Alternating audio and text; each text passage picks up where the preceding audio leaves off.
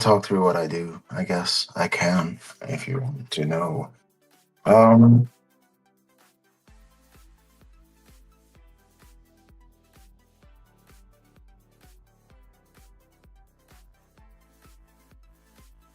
okay, that'll work for me.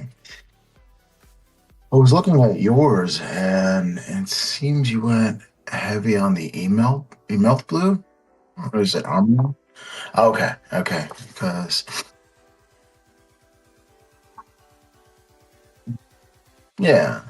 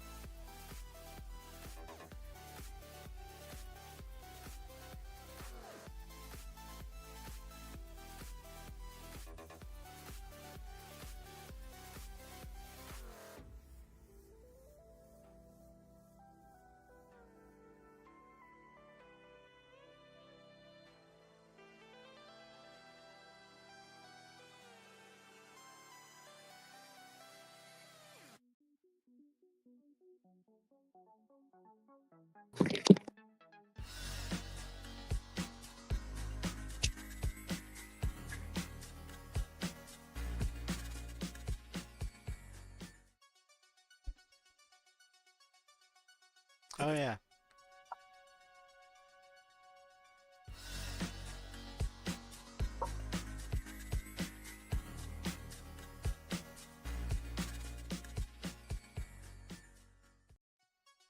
There we go. What is up, beautiful people? It's Wolfbrother Mythos. This is Wolfbrother Hobbies, and as always, I am joined by this incredibly fine gentleman here. Rob from Miniatures Paintbrush. That is right. We've got TMP Rob in the house. Friendly Neighborhood Inquisitor says, "Hey there, TMP," and How's it going? hello there, Inquisitor, my friend. I hope you're doing well. I did. Hello, friends. I did not share this out. Well, I guess people find us. Oh man. Let me. If you would like to chat for a minute, I am going to share the stream. And Yeah, no problem. So today, what I'm going to do is I'm playing around with the idea of painting this guy up. It's already base coated and highlighted. All the airbrush work is kind of done. So I just want to paint them up from start to finish. I'll probably finish before the end of the stream. Excuse me. Excuse me. Oh, pardon me. Maybe I'll get two done. I don't know. Maybe three. Who knows? I fly through these guys now.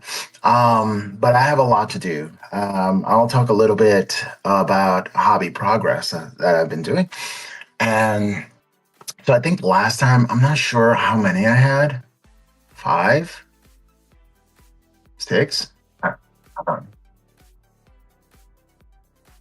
Oh, okay. So now I'm on 14. So I've been knocking out blood claws left and right, and yeah, it's a lot of fun. It's a lot of fun because now I've got my rhythm. I'm falling into my rhythm, and I'm just really enjoying myself. I know exactly what I need to do, what steps go next. And the cool thing about um, painting these guys is that I'm pretty individualistic when it comes to my miniatures. So as far as where I put the highlights specifically, they're a little different on each one. So it looks like the light is casting from different, like cool different areas, depending on the miniatures. So I try to optimize where to put the highlights on with my airbrush. So this way I know where I want the person who's going to be looking at it to focus on. And it's all about drawing the viewer's attention to where you want to draw it to, and controlling that. So yeah, and it's fun to see how they're all coming out, and they're all coming out really great. Experimenting with a lot of different face colors. I just started to do like a pinkish undertone as a shadow color, and then highlighting with two flesh tone from Vallejo, medium flesh tone, Vallejo model color, and flat flesh from Vallejo model color. And I mix those two 50-50. And then, of course, I put some airbrush flow improver in there and some water. And I do that in a cup. And then I pour it into my Sotar 2020 because if you don't put it in a cup and then pour it in there, it might clog it up. So, I because you know the paint is pretty fine. I have noticed that in general these gel medium paints kind of do that. Like, and I used to just do the Gangster Gamebo, the Gangster Gumbo, Gumster Gamebo, the Gangster What was Gumbo that? from that uh, oh my gosh, the Master. Oh my gosh, it's at the tip of my. Anyways, where you put the flow improver and Kenny Boucher, the flow Penny improver betray. and the paint right in the Yeah. airbrush, and then you just kind of backflow and mix it in the cup. I used to do that, but with these gel medium paints, I noticed that you can't quite do that. They're a bit stickier, and so I've been doing another one of his secret techniques where I've been keeping water bottle caps. You can see I've got my uh, uh, my stage one blue, my stage two blue, mix them in little water caps with the flow improver, Oh and then yeah. putting them in. I'm sorry you're not feeling well, Inquisitor, my man. Feel better. Yeah, I hope you feel better soon. Kalen Beer, it's good to see you, my friend. So now I've started doing that with all of my paints, and actually, it is something I probably should have been doing long ago because it's helping me get more consistent. So there was my blues. This is when I was Nice. doing skin tones, and then when I was undercoating pink for the yellow, you know. Here's my bottle cap collection. Nice. I Yeah. see we're on the same wavelength there. Oh, definitely. Definitely. Yeah. That's funny. All right. So I'm going to try to paint this on stream. So you're not going to see, I'm not going to break your iPhones with this lovely visage anymore. And hopefully it works. I'll probably gonna need to get it a little closer, which I'm going to have to make adjustments for. But let me know if you can see it. If you can see it okay. If you want it a little closer, I might be able to adjust this arm in order so you can get a little closer to it. But yeah, I think it's going to work. I'm going to lower it down just a little bit. Yeah, let's see if that works. That's going to be really cool. Kalen Beer says he bought a box of Hounds of Mordecai yesterday and bringing his squad to 10 before the box set disappears. That is Oh yeah, awesome. yeah. Inspired by Friendly Neighborhood Inquisitors Reavers, last week I added to my pile 5 Reavers that I had kit bashed with the 30k Grace Layers kits, and I kind Mhm. of made my own kind of Hounds of Mordecai. Oh, that was good. Got like It's the little fun. bearded axe from the Grace Layers kit, and some of the other bits and gubbins, the special backpacks they have. You know, so I'm gonna just while we're chatting tonight, Hmm. just because I think it's interesting for people to see. If you guys want to see TMP Rob's process, we're gonna have it zoomed in on his screen, but you'll hear both of us in the background. I'm sure you don't have to do that. I'm pretty close to this one. How does that look? That looks That pretty good. that looks really good. Awesome. All right. So I'll start off with I know a conversation that well let's get into our Oh yeah, preamble. I am actually going to show people our update before I actually zoom. Uh, we go into that just that way people can see our starting point. Uh-huh. Uh, let's see, where are the damn messages? Okay, so this is where Brother Rob is for tonight. Mhm. Articles and Oh, are you art. showing the picture that I Yeah, shared earlier? yes, sir. Oh, cool. Cool, cool. Yeah, so it's a lot of fun. I just keep on playing around with different kind of schemes. When it comes to faces, I actually recorded a video, but I just have to edit it and put it up onto the interwebs. But that's just one face. Like I want to do different color undertones. Like I've done a pink undertone. Now I want to try a blue undertone to see like a drier face. And I like to have variety within my armor. I'm in my army, so yeah, I just play around with paint and have fun. And then for myself, that is a weirdly zoomed in picture where some of the things are nicely in focus and some of the things are like all blurry. But It's like my life. It's like my life. uh, Some things are in focus, some things are out. so this is still a work in progress, guys. I have so much more I need to do on the bases, so much more shading I need to do, so much more. I need to do with some. Want to do some weathering. I still have to do like all the, like I said, shade and then edge highlight. And there's all kinds of stuff I need to go there. But Yeah, it looks awesome. It's coming through. Something about the feeling of getting close to being done with something that just feels great. absolutely, absolutely. So there we go. Now we're back to the top-down view. Already? Oh wait, I'm sorry. You know, you One gotta more show thing. how it works, Yeah, right? yeah. I was about to say I Yeah, need to show yeah. Hellworks because he's part of this challenge as well, Rock on. and he has done some sweet conversions. He is doing the 13th Company now, and so you can see there's some heresy bits, there's some chaos bits because 13th Company, for those who don't know, they've been trapped in the warp for years and years. Basically, they were there for the burning of Prospero. They followed some of the sorcerers through these enchanted mirrors into the warp, and basically, um, at Russ's behest, they continue to chase the sorcerers through the warp, and like true, you know, um, hounds on the hunt. They're not letting go of their quarry. So Yeah, it looks pretty awesome. yeah, I love his conversions. for sure. He probably has one of the most expensive armies I think I've ever witnessed. Oh yeah, yeah. Yeah. Every miniature is at least two or three different sets. Right, right. Yeah, that's pretty amazing. I've never been too much of a converter, but every now and again I play around. I got to get into sculpting more. Um, I think that'll lead me into converting a lot more once I mastered some kind of sculpting. And I'll tell you, I took a piece of DOS clay and I wet my fingers and I was sculpting some stuff because I had to reconstruct a leaf on a pillar for my Masonic lodge.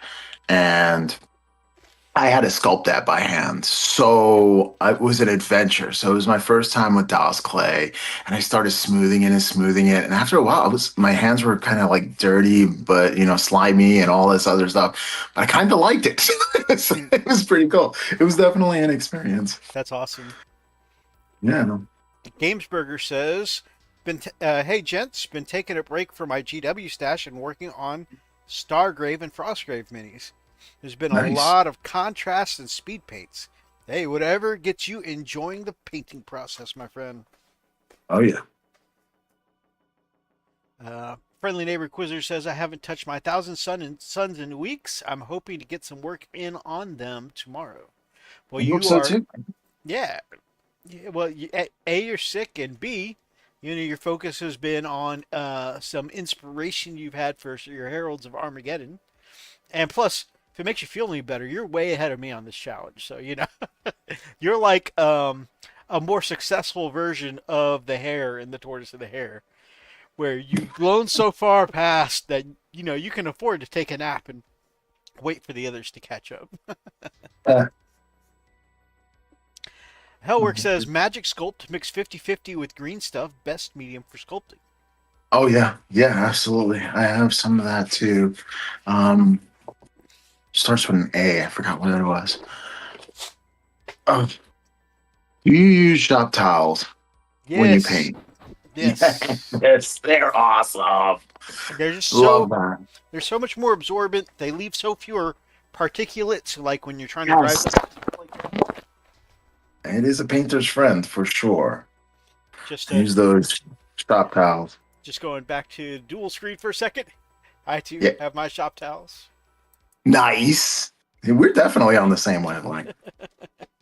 All right, I'm going to start off with my favorite black, which is Model Color Black. It is the mattiest black I think I've ever worked with, so I exclusively use this as my black. Now, I have to say two things I really, really like from what is that company's name? Pro-Acryl. Mm-hmm. Well, three things. It's Payne's Gray. All of this stuff. This is the Ventrolook collection. He's always sworn by gray as a mid-tone between white. And of course, you can mix this, but this is a nice blue gray that is dark. And I did Russ in this color because James Meeks commissioned me to do Russ for his 30K, and he said it has to be in Payne's Gray, and I'm like, okay, I can work with that. So, but that's pretty cool. But the white and the black the black is really good with the Pro Acryl as well. But I just have so many backlog of this that I really haven't tried the black for the Pro Acryl yet. But I got to get on that. But I do like it. I don't want to get stationary and use just the same paints all the time. I kind of like play around with it because I do have a lot of paints. So I want to get to use it before it goes bad. All right. Here is my very cheap brush. And this is where 99% of the work is going to come out of. I am going to abuse the heck out of this thing. I'm going to put metallic paints on it. I'm going to put washes on it. I'm going to put decal fix on it. Like, it's everything. Okay. And those bristles are all messed up and matty, but the second I put them into the paint and the flow improver, they get that nice little point. I like that. I love that about this. But yeah, for acrylic, you can abuse the heck out of these. All right, so going on to my wet palette and just putting on some black. And I'm going to do the shoulder pads, and I'm going to do the Under Armour, and I'm going to do those black as well. So we can continue talking while I take care of those areas right there. Sure. Friendly Neighborhood Inquisitor agrees with you. He says, model color black is by far the best black paint on the market. So he I love approves your it. choice there. I love It's it. funny, a little bit of a controversial opinion. Do you know what black I have used for the last 10 years? And I've tried a few other brands and I keep going back to. What's that? You're not going to believe it. Apple Barrel Jet Black. That works? It is like the jet black is such a nice matte black, and you get a big old bottle of it. Like it's like 3 or 4 GW bottles, Mhm. and for it's like 50 cents. And of course, Yeah. it's super thick, so I always, thin it out.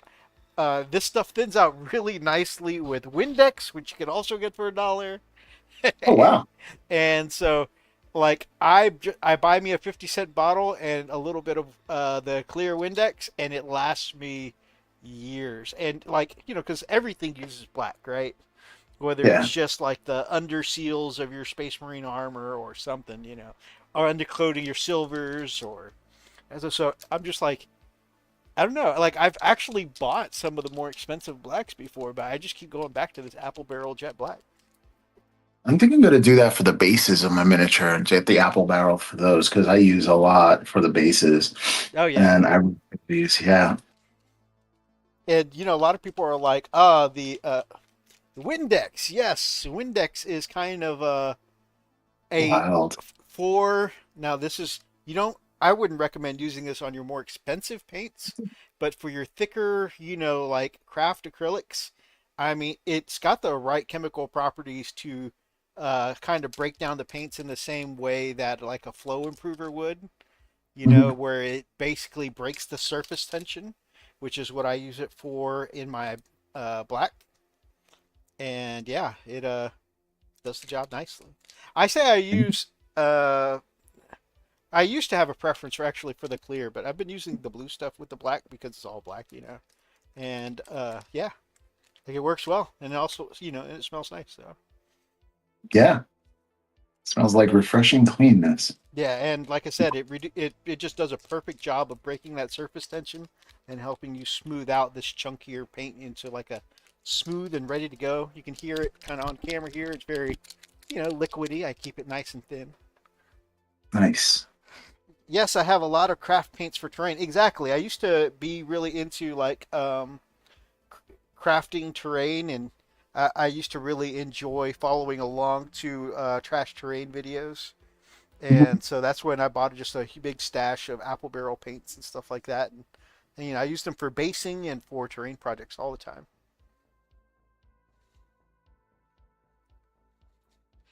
So I wanted to ask you. So I was looking at your minis earlier, and something I realized that probably with my Bjorn, my Ragnar, and these guys, man, I got to make sure I get sure to make sure I get my names correctly. The base tone is Amarth blue, and the highlight tone is Hero blue. So it looks like I've been going way too ham on the Hero blue Girl, bro. Yeah. because mine are so much So brighter than yours. Well, yeah, mine are pretty dark, as you can see over here with these guys. This guy's a finished dude. But you can see this is done and undone. That when I highlighted it, I painted everything Amaranth Brew, and I'm probably butchering the name too.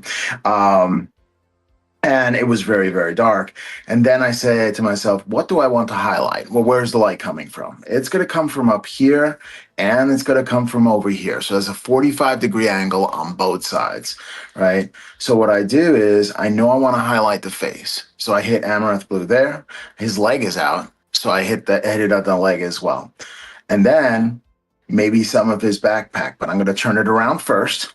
And then I hit the backpack 45-degree angle.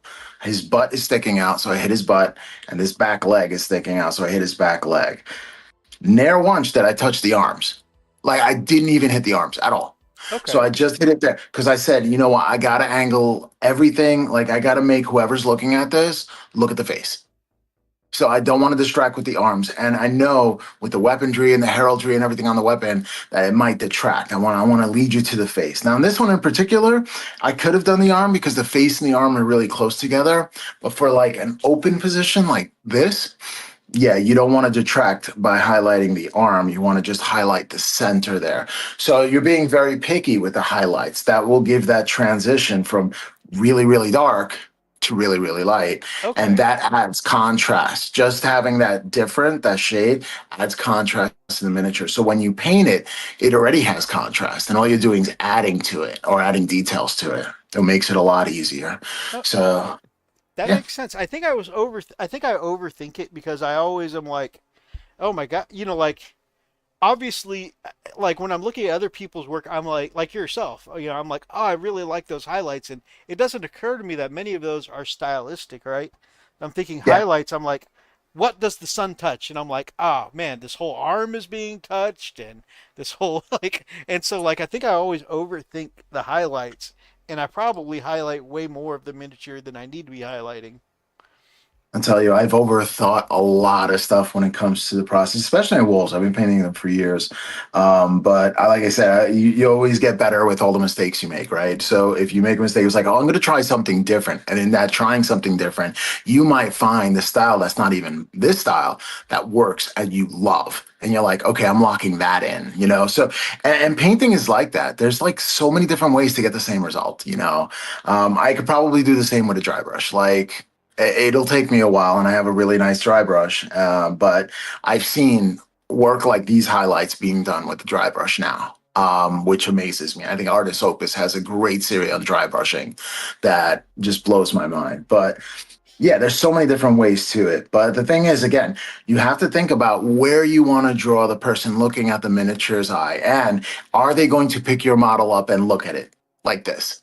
Because if they're going to do that, then you say, okay, I got to draw everything to the face. If it's only going to stay on the battlefield like this, and you're a player who only likes, you know, I don't like painting. I don't like building. I'm just a strategist and I'm really good at it, which is awesome for the hobby as well. You're only going to be looking at it from here. At that point, that's when I would say, yeah, spray the top and leave the bottom alone. Yeah, that. But the second you pick it up and you kind of like twirl it in your hands, you know how you go to a game store, everybody's like, ooh, what you paint? Let me take a look, you know, Yeah. and you're like, just as long as you ain't got no Cheeto hands and you brought your chopsticks, we're good, right? It's just an awesome idea, bro. Anyway, but yeah, you want to direct. Always think about it when the viewer is looking at it. What do I want them to look at? And that's what I'm going to highlight. So, That's really good advice. you know, yep. Yeah, I got to do. You know what I got to do? I got to do the old, my old blood claws, and then put one of these next to it and do like the before and after. Like this is where I came from, and this. I'm going to do that. I'm going Oh to do that. I'm yeah. going to post. Yeah, I'll probably do it tomorrow while I have some sunlight. I do have studio lights here. And I Also, guess I can do it. also Yeah. with the size different and the Primaris being way more modern and stuff like that, it could also It's be gonna look cool. one of those meme clips of you and the guy she tells you not to worry about. Yeah, right. Oh goodness. Uh, Oh yeah. Oh oh yeah. Get yeah. that shake. Shake that thing. Yeah, right. I know. Shake what your game Uh, store gave you. I mean, wait a minute. Sorry, I get a little too into this. all right, time for a light blue because it's time for edge highlighting. Oh no, I did a thing. Okay. Okay. And I use a lot of different light blues. I think blue number three is really good. Gel medium. Now the gel mediums. Oh, let me talk to you about gel mediums. I know you're using the gel mediums for the base coats and stuff like that, and they are jelly. But the thing that they do really well is glaze, and glaze with just water and not your mediums. And the reason why, well, not just that. Here, this is the one, glaze medium. Right, this is the one I use too. And you can get various types of glaze medium, but with the gel, you don't really need that because it already has the gel in it. It already has a medium in it. So you could thin it down with water for days and do the lightest glaze, a nice little transition or something like that using these by Paintbrush. But yeah, you're gonna want to airbrush these unless you're doing like glazes or something light work, which is really good for competition pieces. That's why a lot of competition paper painters like the scale color because they don't have to worry about mediums or glaze mediums or any consistency. Like it's there, just water it down, and that's what it looks cool. Same thing when I was making mistakes with this, I know you mentioned last time that it looked like cartoony when you try to put this straight over. But if you thin it way the heck down and glaze like 4 or 5 layers, it will cover it like if it was an airbrush. Because you have to thin it down when it's in the airbrush. You have to thin it down before you apply it by brush. See? True. So you have to have that same type of consistency to get the same kind of color. So that's the trick. And with every paint, there's a trick to it. With every brand, there's a trick to it, right? Well, with the scale color, that's kind of the trick. You have to water it down. You have to use it in very diluted forms. It does not work well thick out of the cup. I mean, it can if you're wet blending colors on the model itself. and you're going from one color to another because it takes a little longer to dry, and having that little dry time gives you an opportunity to mix the colors in the middle and create fades and blends that way. So And yeah, it kind of yeah, I think that's a really good tip that, some people may not know is that different brands of paints and sometimes different paints within the same range yeah, don't act like, others, and in this case like uh thinning down uh these is not the same as you would normally thin down for say a GW paint or a Vallejo paint. um, yeah. your consistency, I assume because of, the issue I had with buildup, you're probably going to want to thin it down more than you would for, other paints if you're used to other brands. Um, Army Painter is another one, more of the old Army Painter. I haven't used the new one, but the older version of Army Painter, a lot of people kind of said the same thing. Like you have to thin it down way more than you think you do.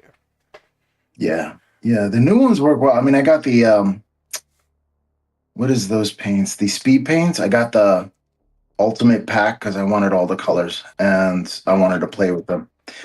Um yeah, because mostly because I want to hit them with airbrushes and create fades and transitions. Also, I paint my gubbins with them. So hair.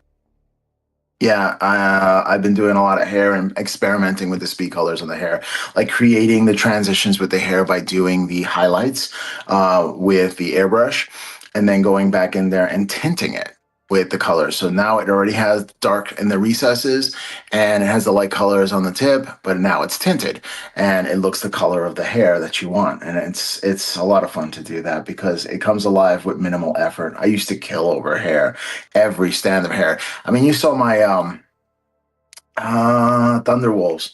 Like I highlighted every single hair of the fur. You're like, I just dry brush it. And I'm like, yeah, I couldn't do it. So I used to kill myself when it comes to hair, but now it's a lot easier.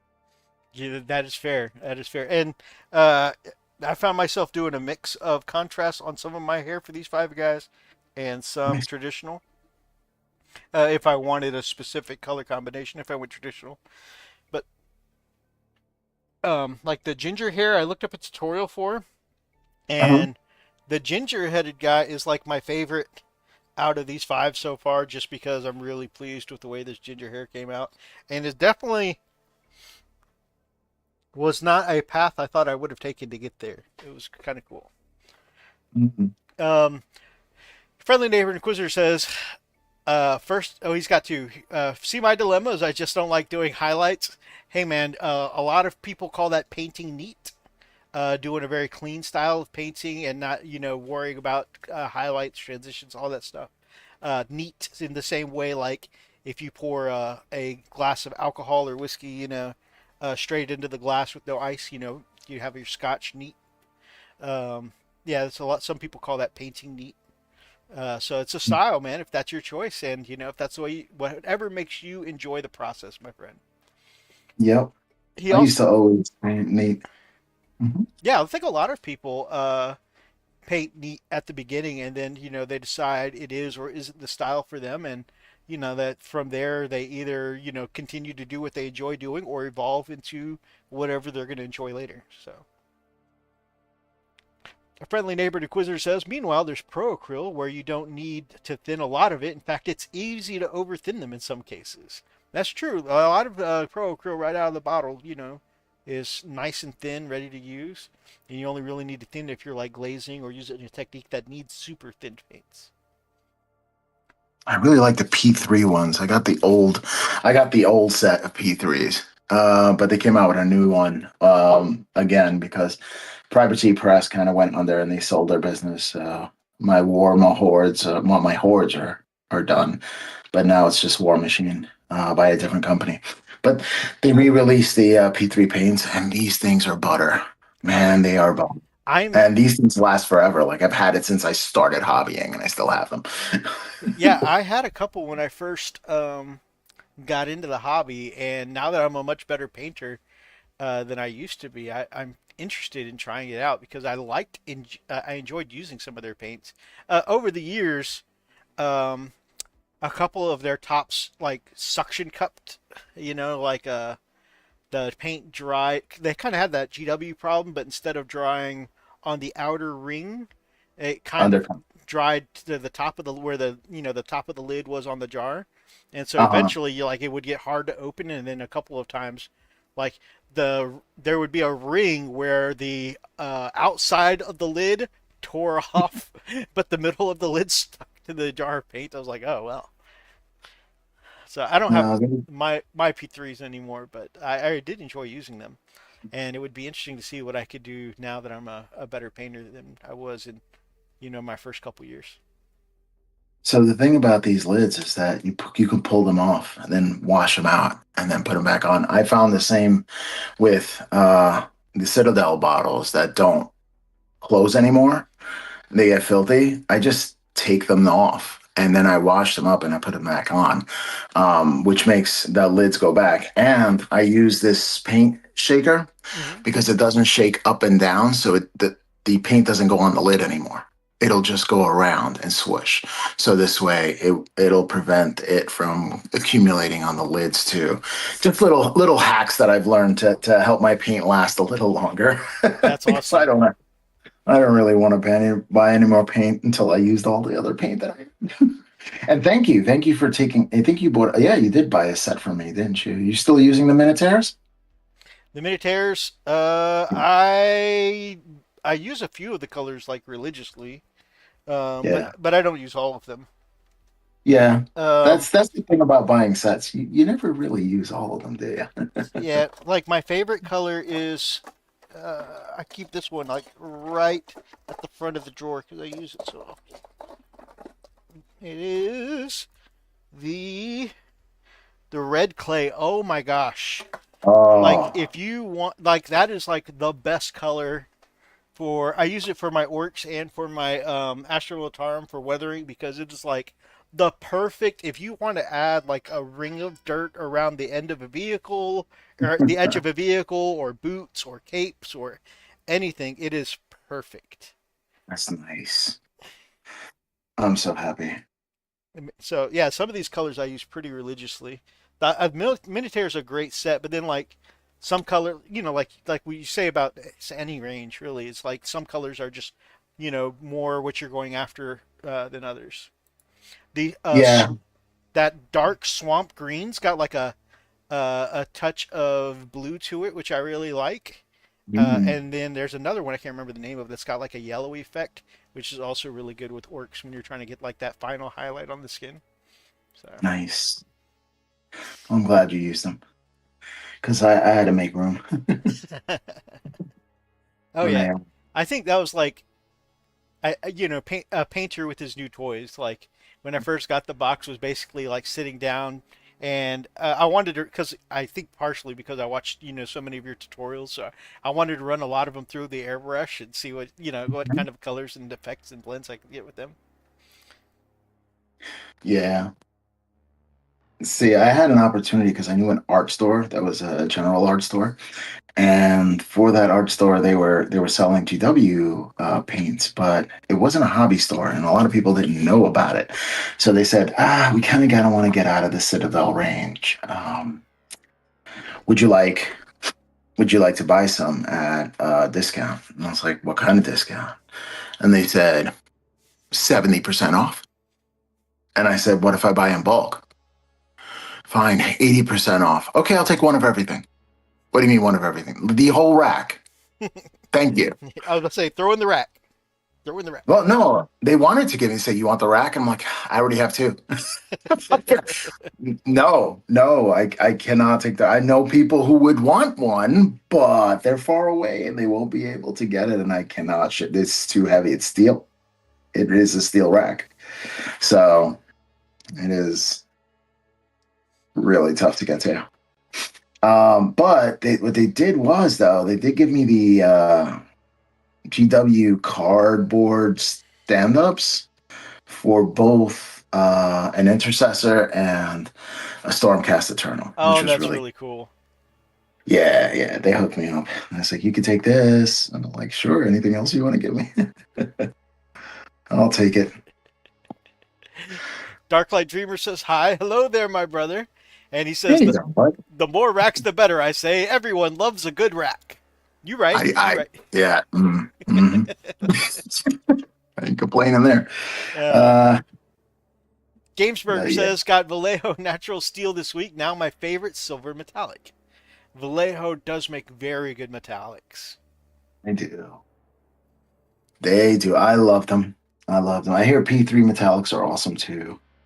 I just heard that their newest metallic paints are absolutely outrageous. Even in some instances, they say, and this is blasphemy, better than um, um, Vallejo steel color. Interesting. Uh, yeah, that's what I've heard, and I'm like, there's no way.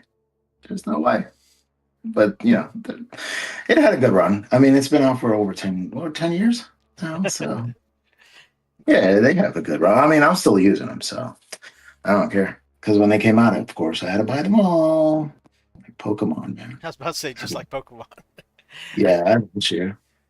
Uh, Gamers with Coffee. Hello, everyone. Hello, my brother, and hello, Ashley. I hope you're doing well. How's it going, Ash? Darklight. Angry. I Hey. just found out my morning is free, and I would like to ask you out for coffee. And if anyone thinks that's weird, that's actually my brother. I just want to get together with coffee with him. That's what they all say.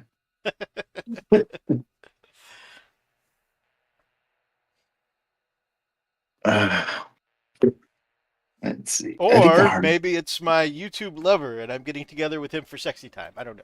That sounds a lot more accurate.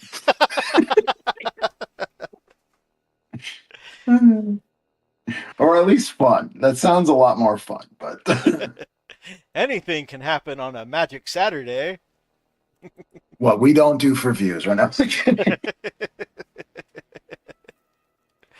Oh man. Oh, so one other tip I wanted to ask, or I guess not tip, I guess a troubleshooting question, I guess, is what I'm doing here. The Micron pens. I'm sure you noticed that on the shoulder pads, I did my black lining with the Micron pens, like you do in your Okay. tutorials. Do you Uh-huh. ever have problems where like you'll do some on the model and then it stops writing and then you gotta like rub on some paper or something like that and try and bring it back to life and then The, yes, a couple of things to circumvent that. Thing number one, I like to put my micron pens with the tip facing down. And doing that helps the inks keep the tip wet. That's okay. one. Another thing that I found out is that they don't like varnish at all. Ah, They okay. do not like varnish. So once you get varnish on there, they're like, I don't know about that. Another thing I notice, they take a heck of a long time to dry, and you can smudge them really easily if you don't be careful. Oh yeah, I've definitely Um, done that. once you put them on, you're gonna want to varnish over them after I would say a good hour. Like that's the safest you could be, I think. A good hour after you apply them, and then varnish it and lock it in, and then continue painting. And yeah, I think that's the best bet. But stay away from matte varnish until before you put on your metallics, so your metallics can shine. Gotcha, gotcha. Yeah. But yeah, I know. I've had that problem with towel and putting it on because of the varnish that I put on. So try it out. Let me know how that works, if that works. And sometimes they just bleed out. They don't have a lot of ink in them. I've used some so much until the point that it's just gone. Like I completely dried it out. I'm like, what are you talking about? I didn't do that much black lining with that. And then I look at my army and I was like, oh no, I did 50 models. That's about right. That's awesome. But 50 there's a lot of models. different. Yeah, that's a lot of, you know, uh awesome artistic work. Oh, it's just trying to get a steady hand. Inquisitor says it's official now. I'm going to be switching to my new third shift job this Monday. So next week's That's stream awesome. is the start of my spotty attendance. But next week's is also the start of your sweet new paycheck. That's right. Bow, bow, bow, bow. Ostensibly.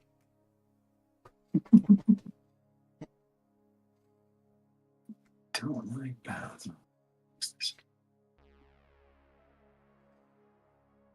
Okay, doesn't look good. Sometimes the paint dries on the bristles and you gotta wet them up. All right, now let's see what we got.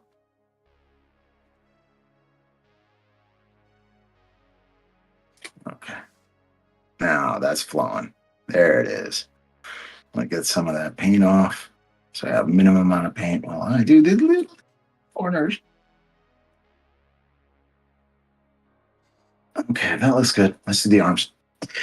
I think the highlights, the edge highlighting is what takes the most because there's a lot of ridges.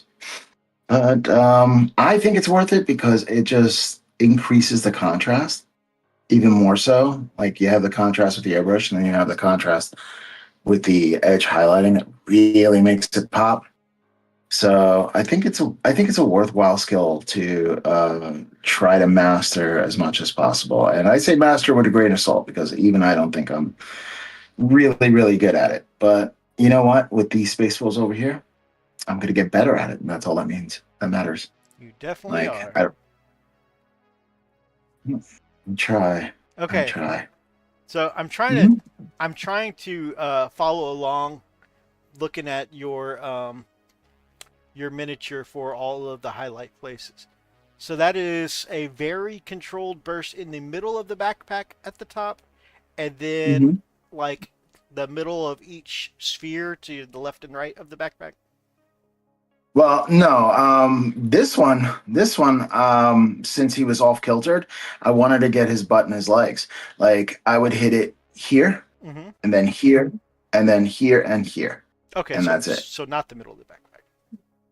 No, I did not hit the middle of the backbone on Oh, this I'm one. sorry. Now, when I'm I sorry. don't, I meant the middle of the top, like across the no, shoulder. not the middle. Okay. I made it that the light is going this, like it's a line, Okay, I like it got you. goes from this shoulder straight down. So that's what I was going for. And when you have dark um, and you don't highlight, let's say the middle of the backpack, when you do the edge highlighting, man, does it pop. Like the contrast is super high because it's going from a really dark to a really light Makes on the sense. edges. Friendly neighborhood Yeah, it inquisitor, really. have a great night and get some rest, brother. And good Yeah, luck with rest, night shift. brother. Until the time. Absolutely.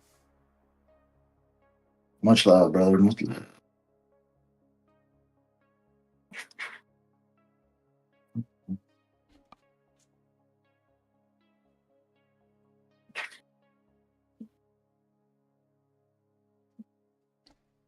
Um, so question. Do you guys hang with the chilling wargamers anymore? Because I know you were big onto that, and I am, and heard you mention them for a long time. They don't exist anymore. Oh, Yeah, they parted ways some time ago. okay. And so for a while, uh, uh, oh my gosh, the pickle jar and Elston kept going for a little while, and they started a podcast. But then first Spud went and focused on more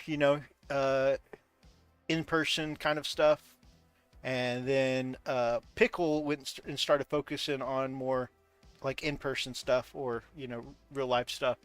And man, he completely transformed. He is like a fitness guru now. Uh, he went Oh, from wow. being an average Joe to like super skinny and shredded. The dude is ripped. Um, and he went. Not that he looked older or anything before, but he somehow looks younger. Like he's aged backwards. Becoming a fitness guru. It's kind of crazy. Oh, yeah. It's really impressive, actually. I love it.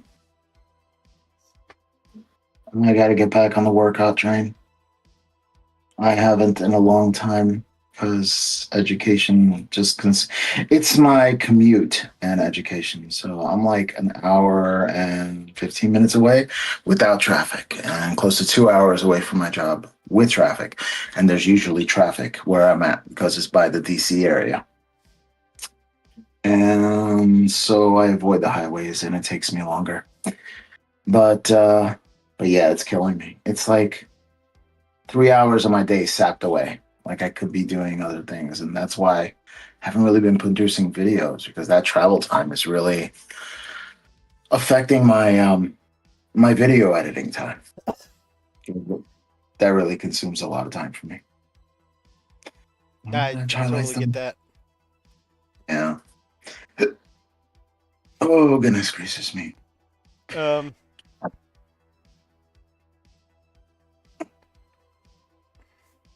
So anything on the news front? What's going there on with GW? there is, but before we get to the main news, and I didn't know if it Okay. was a good time to switch away from your painting. Oh, There are a couple of channels we wanted to shout out for our YouTube channels of the week. for real. Whoops, peek behind the curtain again. All right, the first one I'm going to pull up is Flameon Miniatures. Yes. Like the Human Torch. Now, this guy here has excellent technique. And I love what he does with his miniatures. Great painter to follow and to try some new things out because he's always coming up with these, I think, innovative kind of ideas on how to bring in contrast and really play with the light. And so I really wanted to highlight him and shout him out this week because he does a wonderful job. And even I take a break out and was like, hey, what can I learn today? So definitely a place to grow. That is amazing, and he is definitely like he is not uh, a any amateur by any stretch of the imagination. This is some seriously high level painting. You'll be studying from someone extremely refined at his craft. If you want to come learn from Flameon Miniatures, his link is down in the description below. Okay, am I crazy? Like What's that? I've always and I don't know if there are any Pokemon fans out there besides myself, but Flameon, of course, is an evolution of Eevee, my favorite Pokemon. Um, and I'm pretty sure his logo is actually the fire logo symbol, elemental symbol from Pokemon. So is this whole deal a Pokemon reference? so, Someone let me know. for copyright issues, I cannot answer that question. Aha! I'm sorry, Flameon is not an evolution. It's Flareon in Pokemon, but I'm saying it's very inspired. It's the non-copyright infringing, you know, I inspired. always thought it was flame on like the Human Torch. I, That's I, what I always thought. But yeah, there could be definitely Pokemon there. Can't lie. That seems intriguing. All right, edge highlighting done. Oof. Just let's sharpen some things up with black swap back before just I to move. oh, okay. The next channel we are for our channel of the week. My pick is Gone Hollow Minis. And this is another conversion. Well, it's a conversion and paint channel. He also does a great bit of really impressive painting, along with his conversions. I know some of the channels I show sometimes just focus on the conversion, but like this is the whole kit and caboodle. It's conversions, it's painting, it's just awesome. And so you can see here, like this example, he just kit bashed a Raven into a better Storm Raven because he always felt like the dimensions of GW aircraft are off looking. And before, let me mute that because we don't want to get copyright struck, but I just want to kind of show you a little bit of his work. I would encourage you to go check out his channel. Um,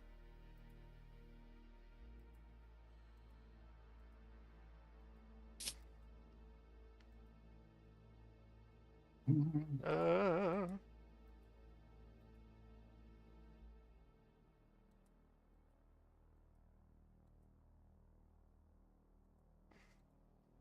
So much fun painting this guy.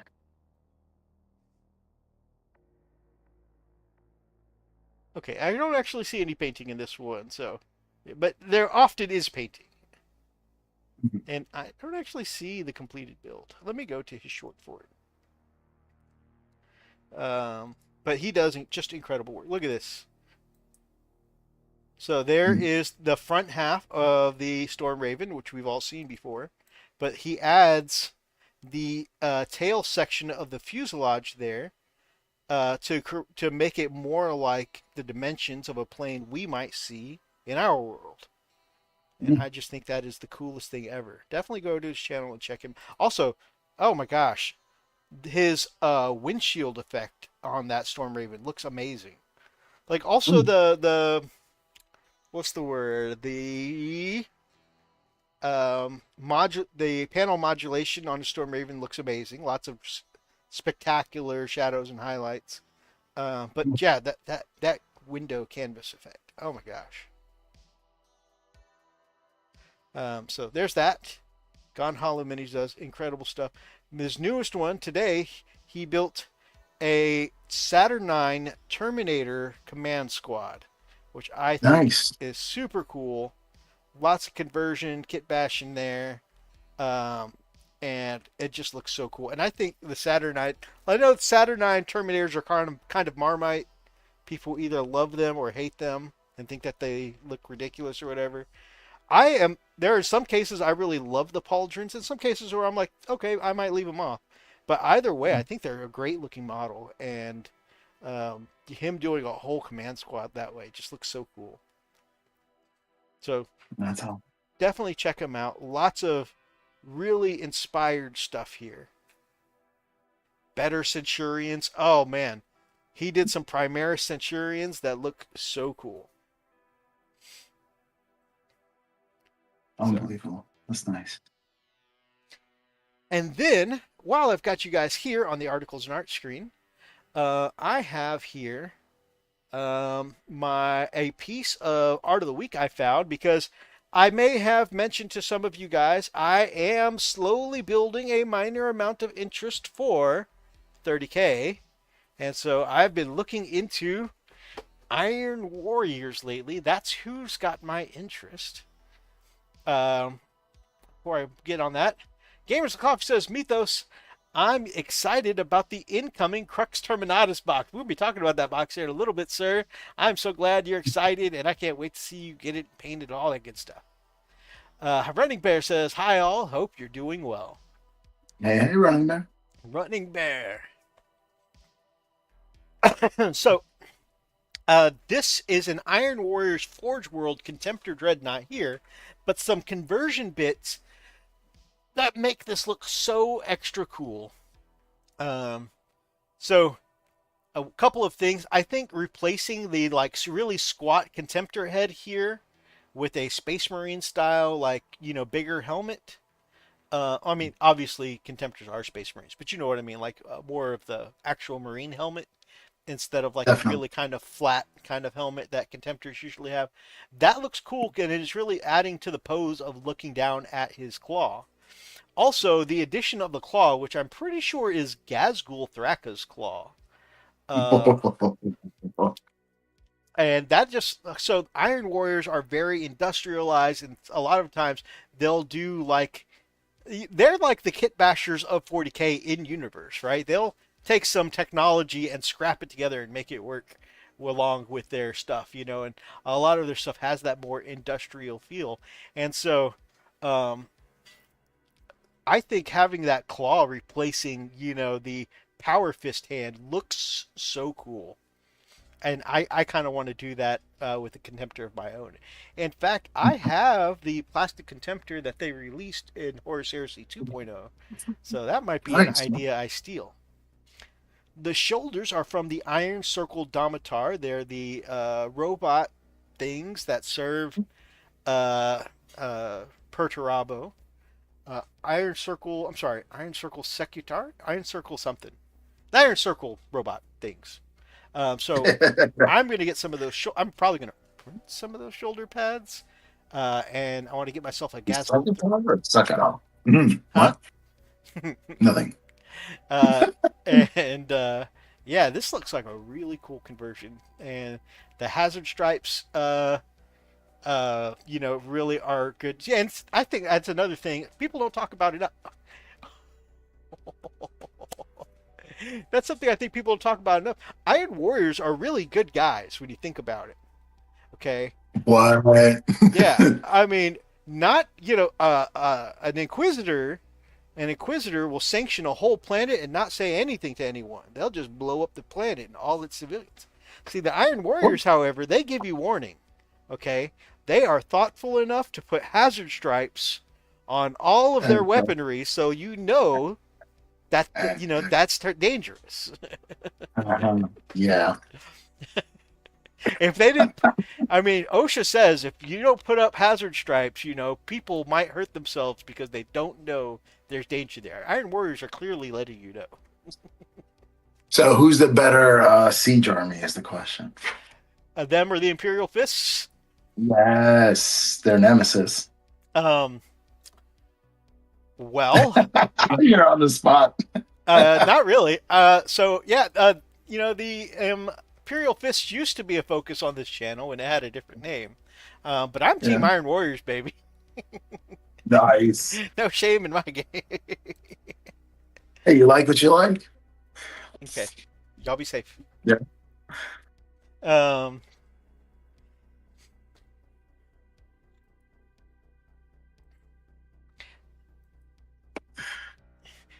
let's Siege see. monster. Let's see. We got some news here. I'm sorry, you were saying about Siege? Oh no, I said you're OSHA compliant. That's hilarious. Exactly. The OSHA compliant Iron Warriors. And they're pretty good guys. All right, we got here some major news that dropped this week. I think news that a lot of people have been waiting on for a hot minute. Probably since the very second that they announced new Primaris Terminators at the beginning of Leviathan. Everyone was Mhm. like, but where are the Assault Terminators? They're here. Just to show you this beautifulness here. Look at this. This man is putting skin tone down on a shoulder pad that will Oh, eventually be yellow. yes. And that's, I did my shoulder pad in pink first because that's a little tip I've been using for a couple of, has it been a couple of years or over a year now since Commodore and I had an Imperial Fist paint off.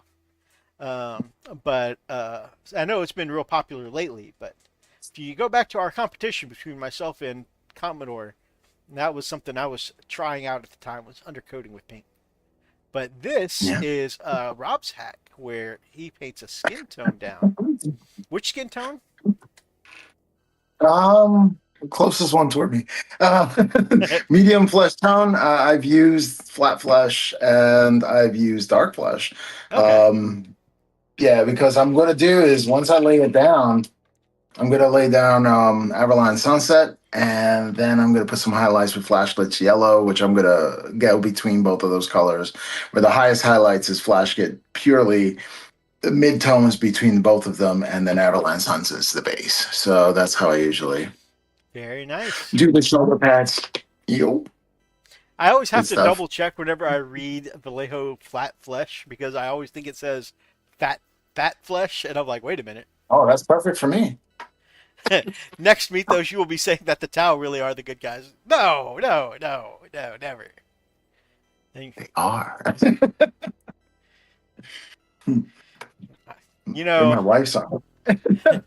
I I may be 10 years in and starting my first Chaos army ever, or not even Chaos, but Trader army ever. But But you're not as heretical as that. I'm not as heretical as Tau. That's crazy. I'm saying that teasingly because Brother Rob used to have a Tau army. Yeah, it's in the case over there. I'm sure my wife had no problem if you came over and want to borrow it and thoroughly whip my butt with it. I don't know. No. Although that would make quite the picture. Assault Terminators are an unstoppable force and an immovable object in one indomitable package. Dun dun dun. In the words of the classic movie Poltergeist, they're here. Nice. Here's an uncontroversial opinion for you. Power fists are awesome. They're a mainstay of the classic Terminator package, tried and tested for more than 10,000 years. But sometimes smushing people in your giant crackling hand isn't quite good enough. Maybe it's a little overkill, and you'd rather have the ability to strike faster. Maybe it's a little underkill, and you need something that'll break through those extra thick skulls. Space Marines are smart, and they figured this all out a long time ago, enlisting Assault Terminators for those days when you need a real blender in close combat. And now they're back. And you can see here 5 brand new Terminators with the big, beefy new wide-shouldered Terminator sculpts that they've had for the new Terminators in Leviathan and in that same Terminator style, but they brought back the classic look of the same shields and Thunderhammers from the Assault Terminator package of the Firstborn set. That's a great blending of, the new stuff and the old stuff, I think. I think they got tired of making Primaris or an excuse to make their miniatures bigger. They're just gonna make them bigger. That is what they said with the new Terminators, is that the new Terminator armors are, they're Primaris made. They're made from Call, but they're a mixture of Firstborn and Primaris wearers. But Yeah. yeah, all the new Terminators, even though they might be Firstborn inside, they're all the same size. So you got to imagine they're mostly Primaris. I think that was just that way people don't feel like their Firstborns just got shoved to the side, which is fine. It's Yeah. good for the lore, I guess. Yeah. But their firstborn just got shoved to this. Exactly. Although I do still, so I have 5 Assault Terminators. Um, it with Thunderhammer and Storm Shields that I used to run with Arjack in my Space Wolves, and I actually have 5 more that are like half built. They were an eBay rescue. Um, that I just needed to get some more Thunderhammers for, and so somewhere I'm still gonna have 10 Assault Marines. They're just probably gonna get, they might still be Firstborn for a little while, because I don't. On one hand, I don't want to shove them to the side, but man, these new sculpts look amazing. They just look Yeah. so beefy and bricky. Yeah, definitely. But it does leave room for, if you want to keep using your Firstborn Terminators, the rules are still there. They're possibly still the same guys. They could still be your Firstborn guys. But Yeah, change the base and be cool. yeah, well, Yeah, I that's think all. they're all still 40s, so they don't even have to change the Oh, base. that's it. Just use what you use. Yeah, Until you go to a shop and your friend pulls up and they're brand new Terminators and you're like, kind of want them. and then And you then you get get the bug. size envy. Yep. Yep. Not gonna lie, I had this happen to me at the hobby shop a few months ago. I took my Really? Ultramarines to play against this guy's salamanders, and anyways, I deep struck my Terminators first because I rapid ingressed them on his turn, right? And Mhm. he's like, "Oh man!" And most of my army is Primaris, so I deep struck in the cataphracted. My Terminators for my Ultramarines are cataphracti, so they're the 30k. They're older to 30k sculpts, and so Shoulder scope. yeah, and so like even though they're in Terminator armor, because of Primaris versus 30k, they're still just a tiny bit shorter than the regular Primaris Marines. He goes, "Wow, that is so weird to see, um, you know, your Terminators. Terminators smaller than your regular guys." I'm like, "It's not that much." And then my turn, he deep strikes his Terminators, and they're the new big chunky Terminators, and I'm like, Um, Okay, I see your point. Yeah, yeah. I'm feeling the envy. Uh, on these Primaris heads too, I also kind of like. I don't know what it is, but it's that I like so much about it. But it's like the bear heads with the this kind of like armored chin kind of thing going on. I kind of like Mhm. that in the new Terminators. Oh, very chiseled. Yeah, it's like a headset that covers both ears and it comes down and also armors the chin. Yeah, the chin strap, Yeah, the back plate. the chin strap of armor. Yeah, And I see the sergeant of the squad has a his armored chin strap is red, so you know he's the sergeant. That's cool though. The whole squad looks great. And then lightning claws are awful, so I don't know why you would get your Terminators out this way. But it's Wolverine. That's why. because Wolverine, that's true. Honestly, that is why I made a lot of my early. I had the lightning claws on a lot of my early Space Wolves. Is just because I was like, ah, freaking Wolverine. Yeah, And so that's the way it is. but then you get to use them. And actually, they in seventh and eighth edition they used to be pretty good, but just nowadays they're like, ugh. I Yeah, don't. they'll make a comeback. All it takes is a changing of the rule. That's true. That's true. One day they'll make a comeback. But they look Yeah, great. These sculpts with the new lightning claws really do look good. Like, don't get me wrong, the old ones with the lightning claws look good, but this one, just the poses are more dynamic with those claws, and they've really got this like "come at me, bro" or "I'm coming to you" kind of deal.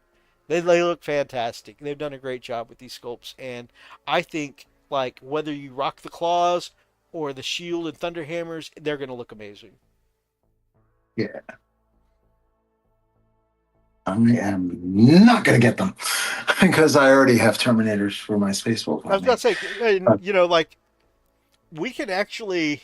The cool thing, I was disappointed at first that we couldn't take Thunderhammers in our Space Wolves. And thematically, it's like it would be cool, but at the same time, our Space Wolf Terminators are doing damage too anyways, so you're missing out on some of the strength. Yeah, But our Space Wolf Terminators are doing damage to already, which is the same strength as the Thunderhammer. So we're losing out on strength. We're losing out on devastating wounds. But right. we have if you go Beast Slayer, you're getting lethal hits, so the strength won't matter. I mean, you got to roll sixes, but if you're swinging five of these frost weapons, Yeah, you your chances are pretty you good. yeah, your chances are pretty good.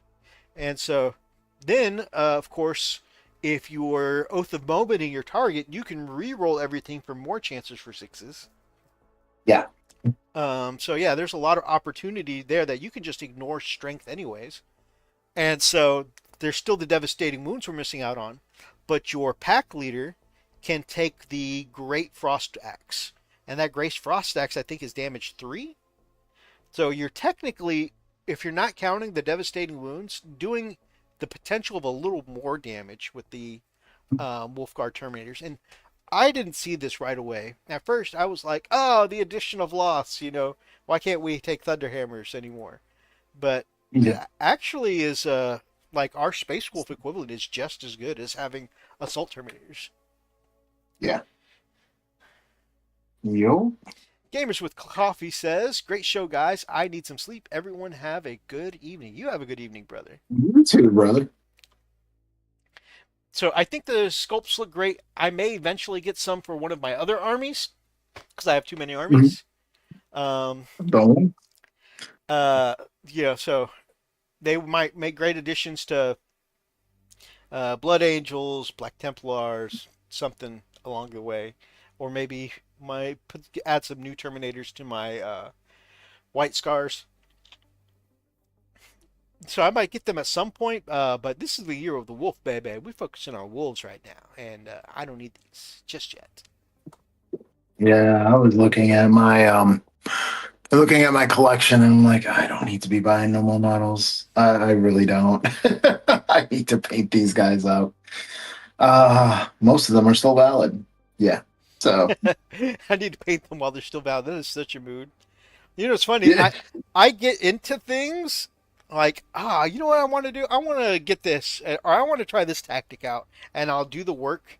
You know, I'll paint it. You know, I'll buy it. I'll paint it. I'll, do whatever I need to do to make it happen. And I'll get close to the end, like it's almost done being painted, or I've just finished assembling and converting, or whatever I need to do. And then it'll be like, there's a rules update, or there's a points update, and it's been Oh nerfed. yeah. Like, it's Yeah. been either invalidated, like we took away the rules for this, or it's been severely nerfed. And I'm like, well, Yeah. Yeah, I don't pay attention. That's why I'm very bad at collecting lists because then every time I make a list and I finally get a list, it's already outdated. yeah. I mean, Like, it's a good thing though that we tend to pick models for Rule of Cool anyways. We're not playing meta lists or anything, um, yeah. because we want it whenever it feels cool. So Yeah, if I'm gonna go for a painting journey where I'm gonna paint a whole bunch of miniatures, then I want to be happy every time I sit down at the gaming table. that is Like every fair. time I sit down at the painting table, I want to be happy. I want to have a good experience. This is what we were talking about earlier about black lining with micron pens. Oh yeah, yeah. I'm just about done blacklighting this. While we were talking earlier, I was hitting it. And it really brings out that contrast. Like I'm always trying to push that contrast because that's just what makes it pop. And you want poppy miniatures. Not poppy seed, but poppy miniatures. But yeah, Hi, let's see. Poppy. I'm waiting. Yeah, Spanish Heritage Week, so a month. So there's that. So yeah, just hitting the edges. And I've done this with tau so many times. There was so many different ways I approached the tau. So I did it with ink. I did it with panel lining.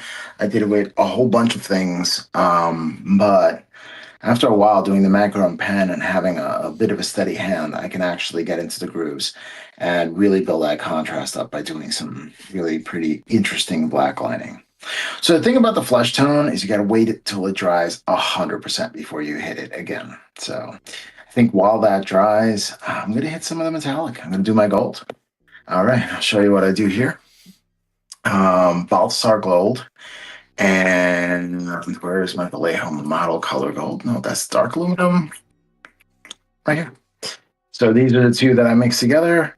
I take a dollop or two of this, and then I wear a drop or two of this. No science required. I just get to the color that I like. But I'll show you exactly what I do on camera so you can take a look at that. First, let's shake these up.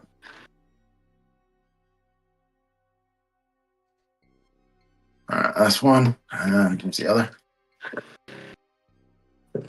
Ah! That's the first time that ever happened. Let's try it again. It happens to everyone. Don't worry. Oh! All right. Like the Gilly Man. Oh. Ukraine is at the door. All right. Stop. Is not true. Ukraine and Gilliman are not together. As bad as I want them to be together, they're not.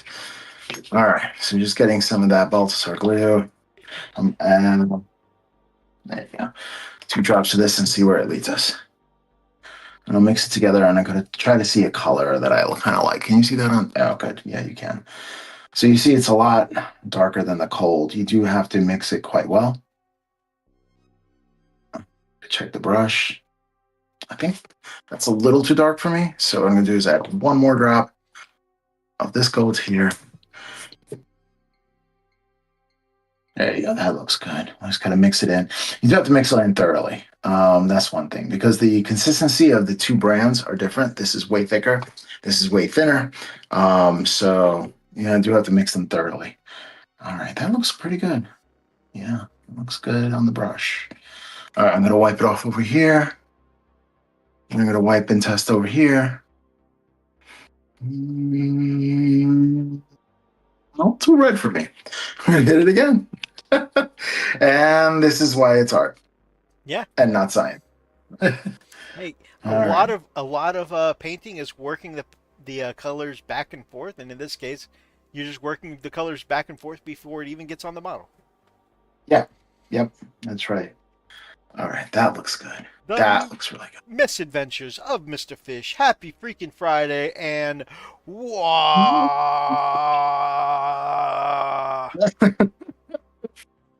Here, my All right. brother's painting a Space Marine.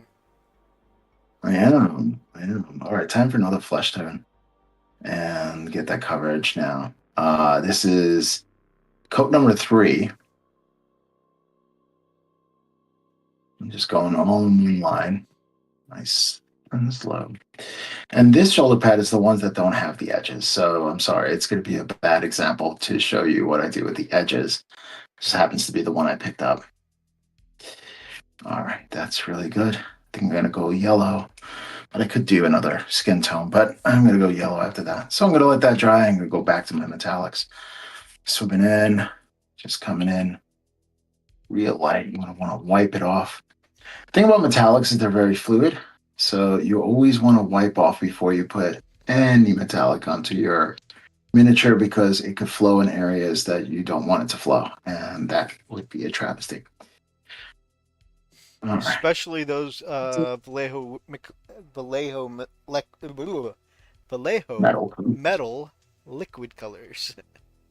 Yeah. Yeah. They're pretty liquidy. And they will go there. But not as liquidy as their original metal colors, which is liquid gold. This stuff is made with alcohol, so it goes everywhere. But man, look how gold that is. That That is is freaking gold. awesome.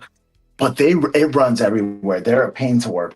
But if you apply it just right, I don't think anything beats that because it's not really acrylic. So yeah, they could put a lot more metal flakes into there. All right, let's just get into here. I ha- Oh, other hobby progress. Uh, I finished *Of Wind and Truth* by Brandon Sanderson, which is his 5th book, and the midpoint of the Starlight Archive. That book was over 1,300 pages long, and wow. I finally got through with it after 2 years of reading it. um, So I'm really happy about that.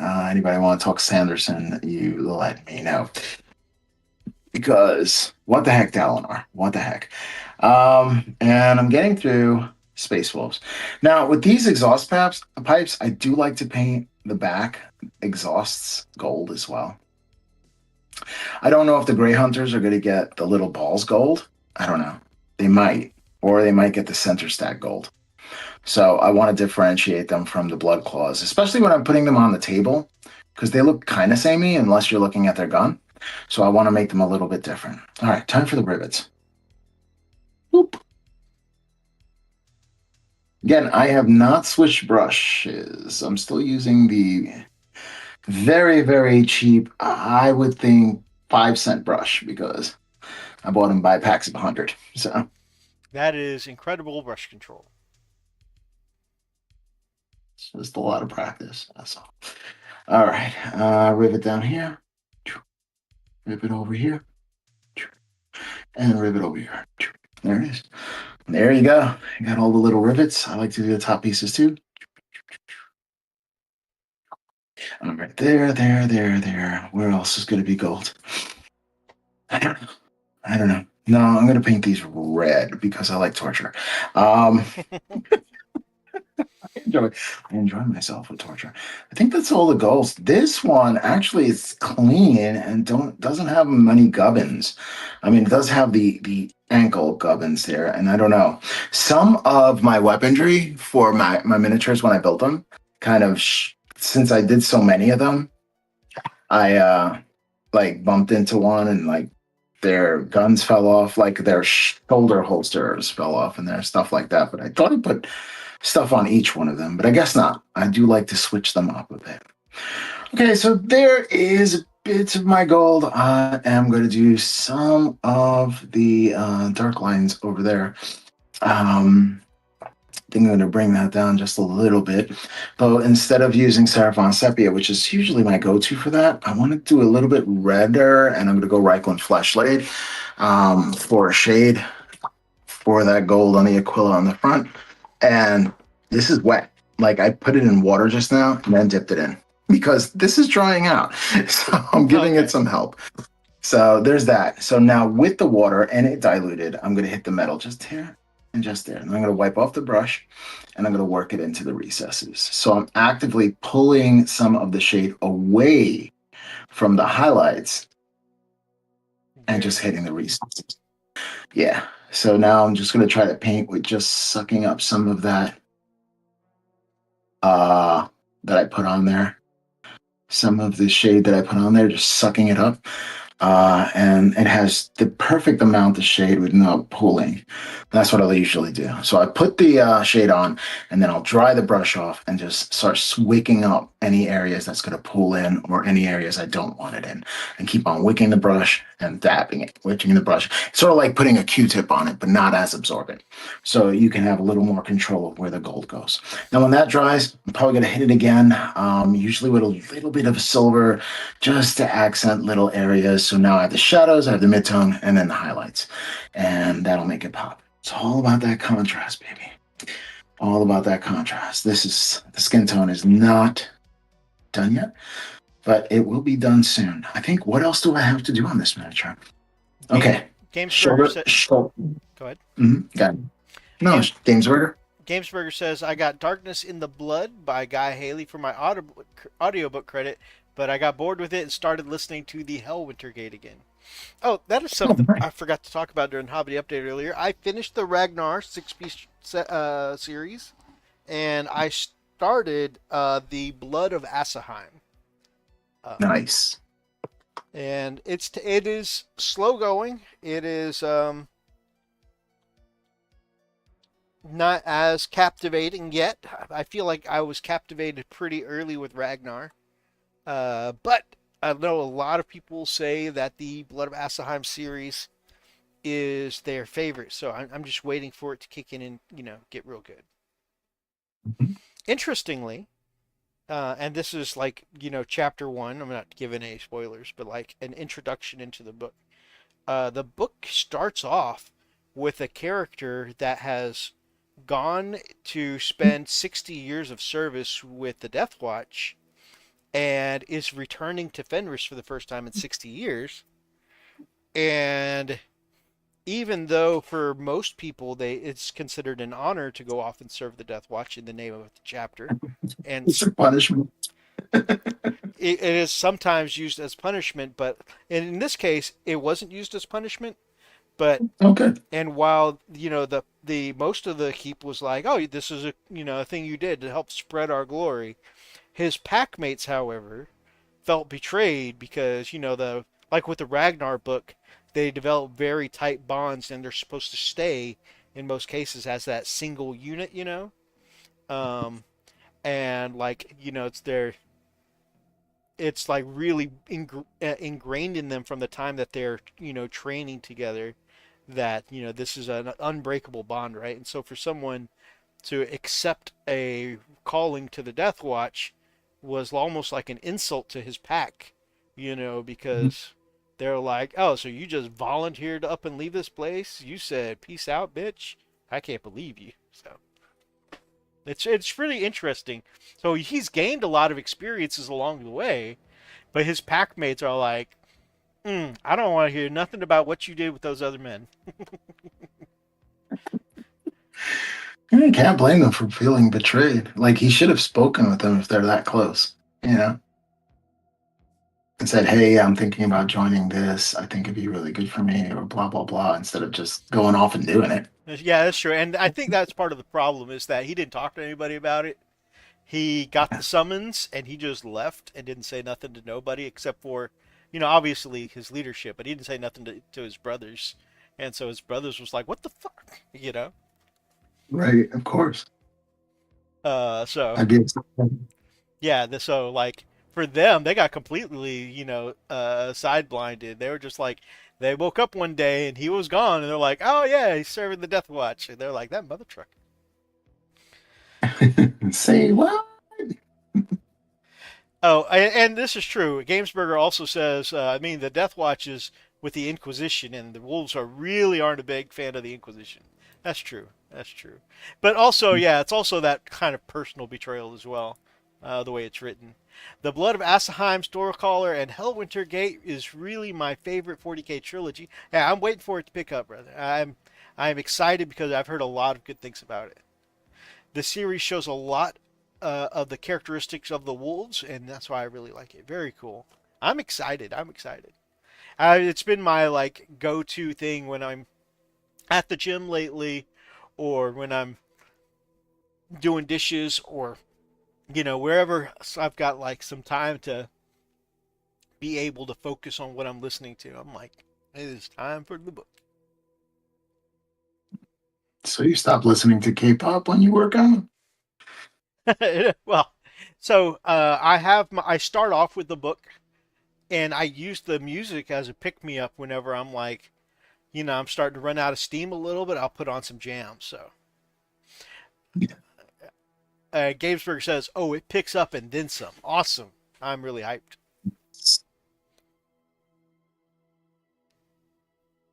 Yeah, I definitely have to pick that up. But I think I'll do audiobook this time. But I do have a lot of 40K novels I want to get through. Like The Infinite and the Divine, I have that one. And I think that might be after I finish Space Wolves. I'll If you read ever that and if paint my Necron. if you ever get to a point where you need another 40K recommendation, though, I highly recommend Gaunt's Ghosts, except for the fact that it'll make you paint Imperial Guard. It is so far. Don't get me wrong. I love the Space Wolves books. The Space Wolves are my first army. They're my favorite army. They are my heart. Space Wolves are where it's at. However, my favorite novel series in all the 40K so far is Gaunt's Ghosts. That Yeah. is my jam. Does he make it through? Gaunt? That would be I an think. 11 book spoiler, sir. Oh, yeah, never mind.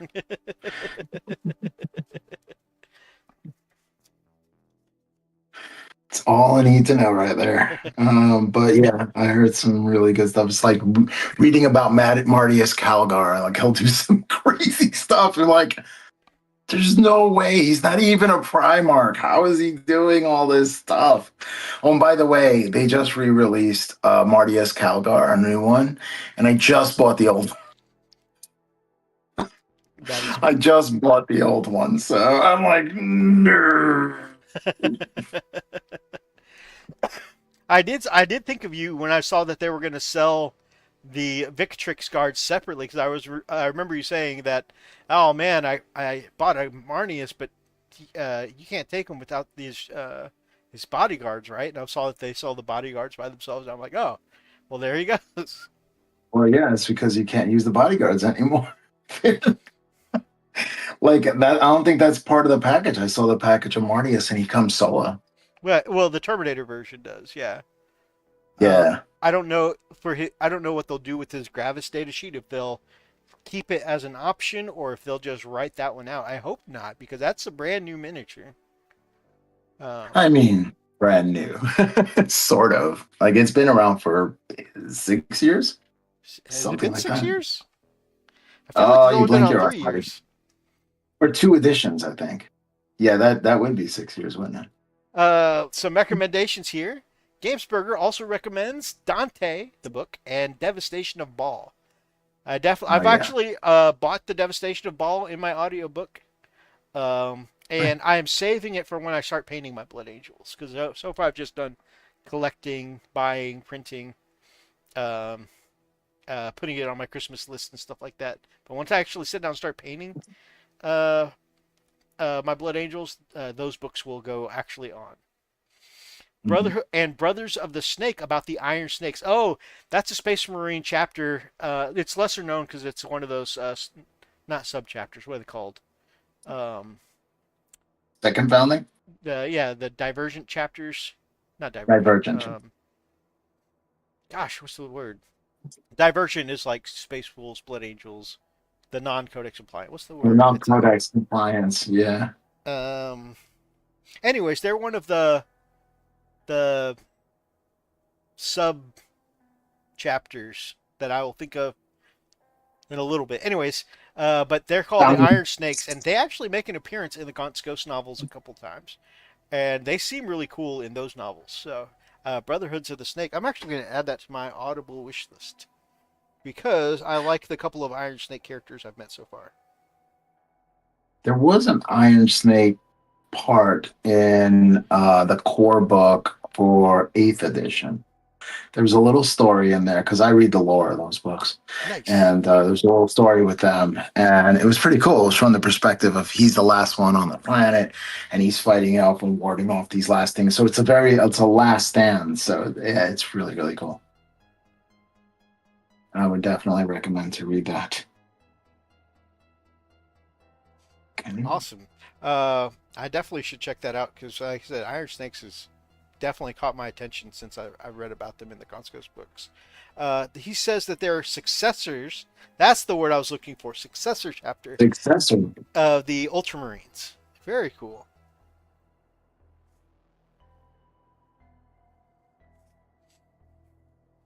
Oh, non 40K YouTube channel this week that I've been really into. So I've told you before that I like listening to ASMR when I go to sleep, right? There's Uh-huh. this ASMR channel called Little Manu, and it's this little puppy. I think he's either a corgi or a Shiba Inu. Um, I get them mixed up sometimes, but it's one of those super like well behaved and trained ones, and just like super cushy. And Mhm. he's getting like a spa treatment all the time. It's just Oh, like the nice. ASMR is like him getting these spa treatments, and it's like often got like you like when if you go to like a massage kind of parlor, it's got like the tiny gong like,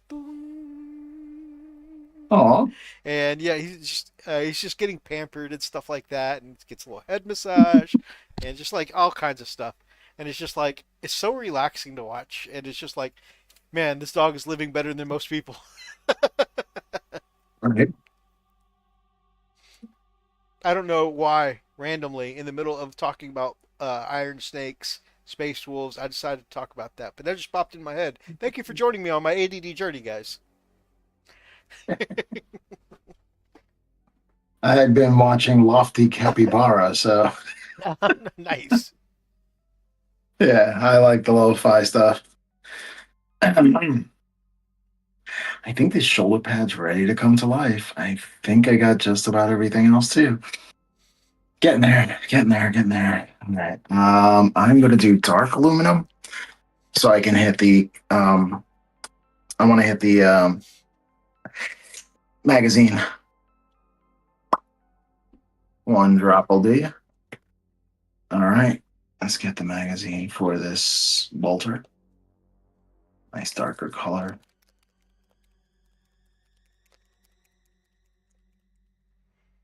Yeah.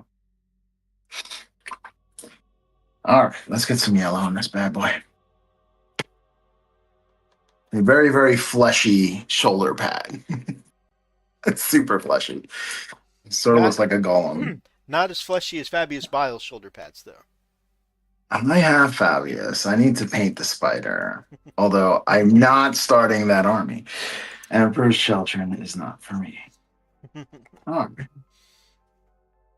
here's the first coat of yellow. You can see it turn real yellow real quickly. Let me get some flow improver in there because I always have some on my wet palette.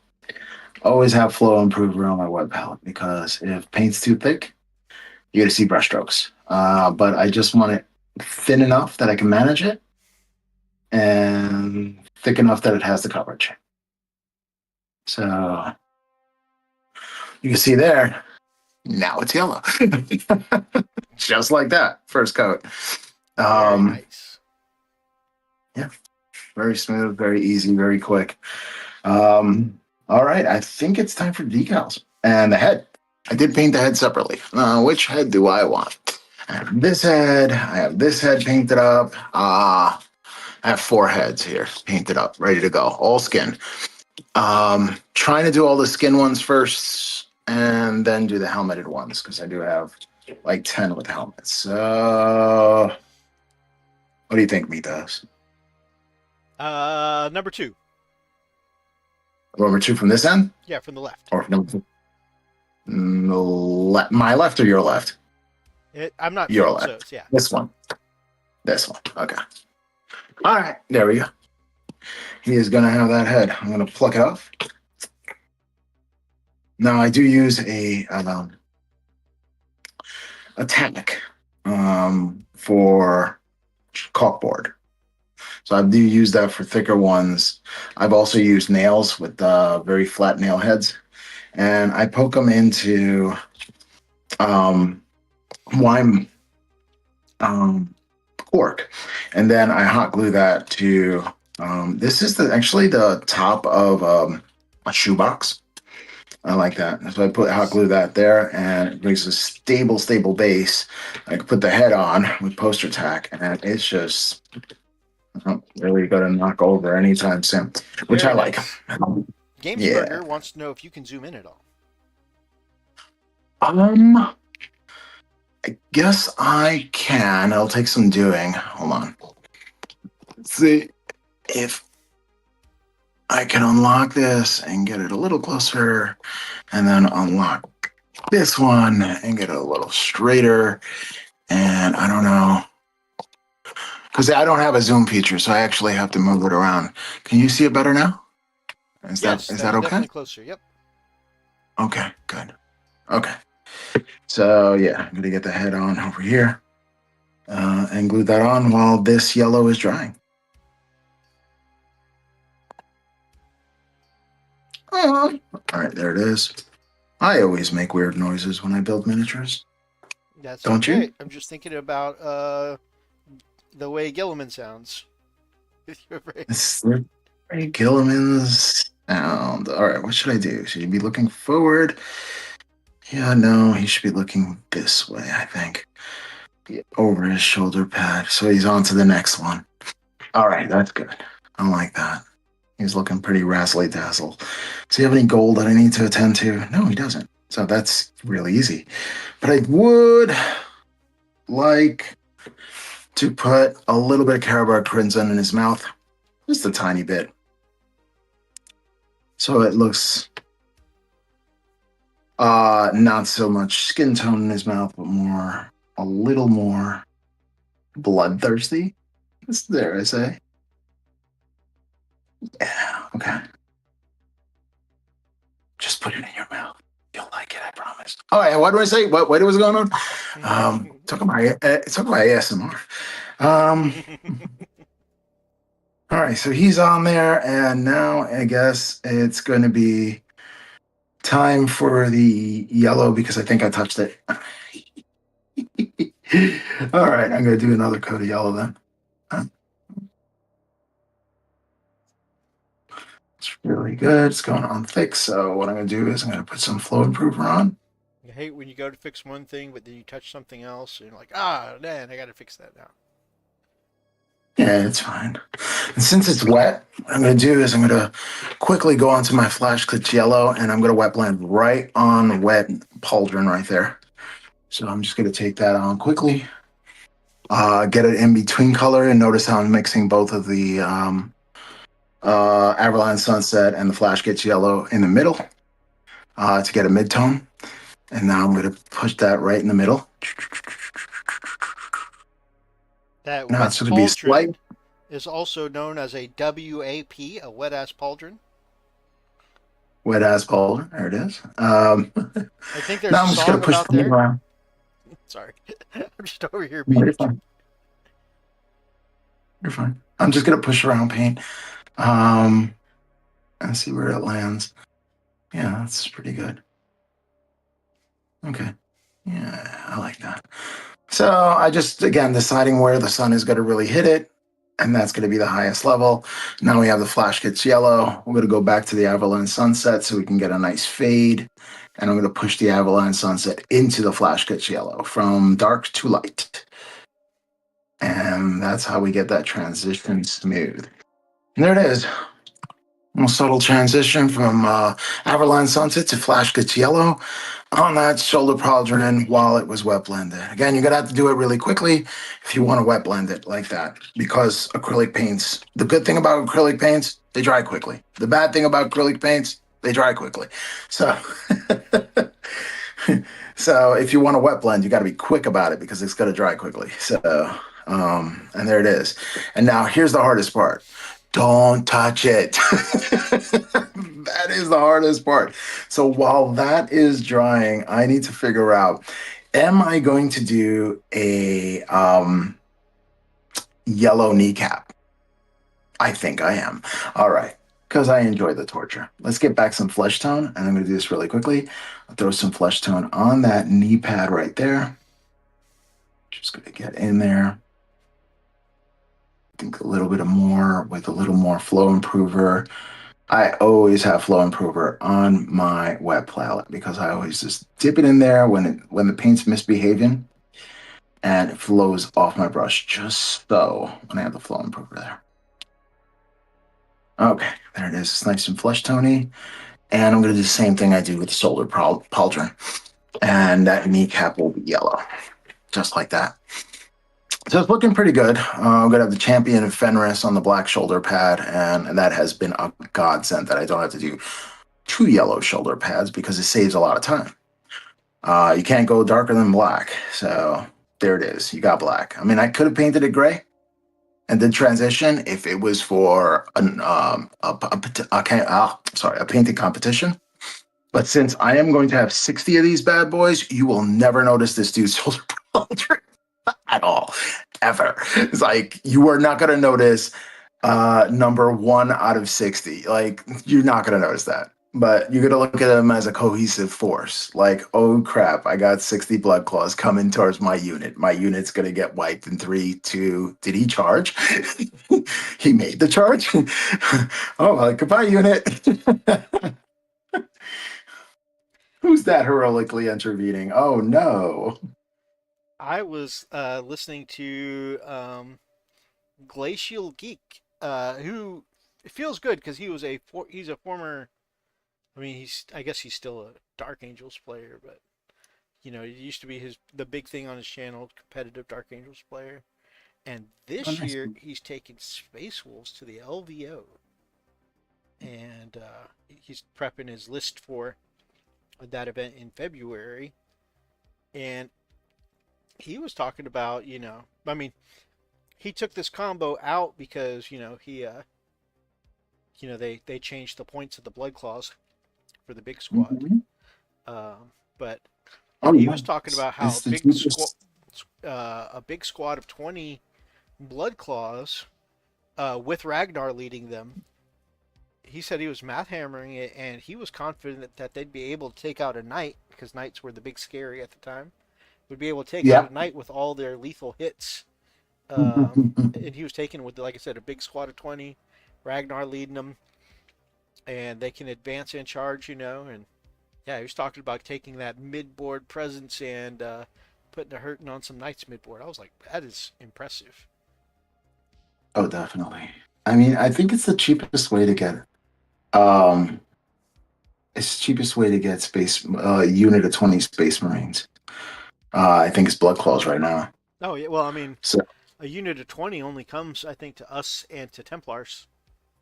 yeah, and I don't. Templars they have to take initiates. They can't do fully like sword brethren or anything like that. Like that's Yeah, a separate unit. You true. can have a sword brethren lead one of those, but you have to take the initiates, which aren't that great. With blood claws, you got all the smashing and none of the initiate action. True that. True that. And Well, you don't even technically have they're to all be. initiate. And you don't even have to be Mhm. touched by a priest. Yes, the good touch, please, the good touch. A good touch. Yeah. All right, I'm laying it down so this way the paint, the flow improver can actually cover the knee pauldron.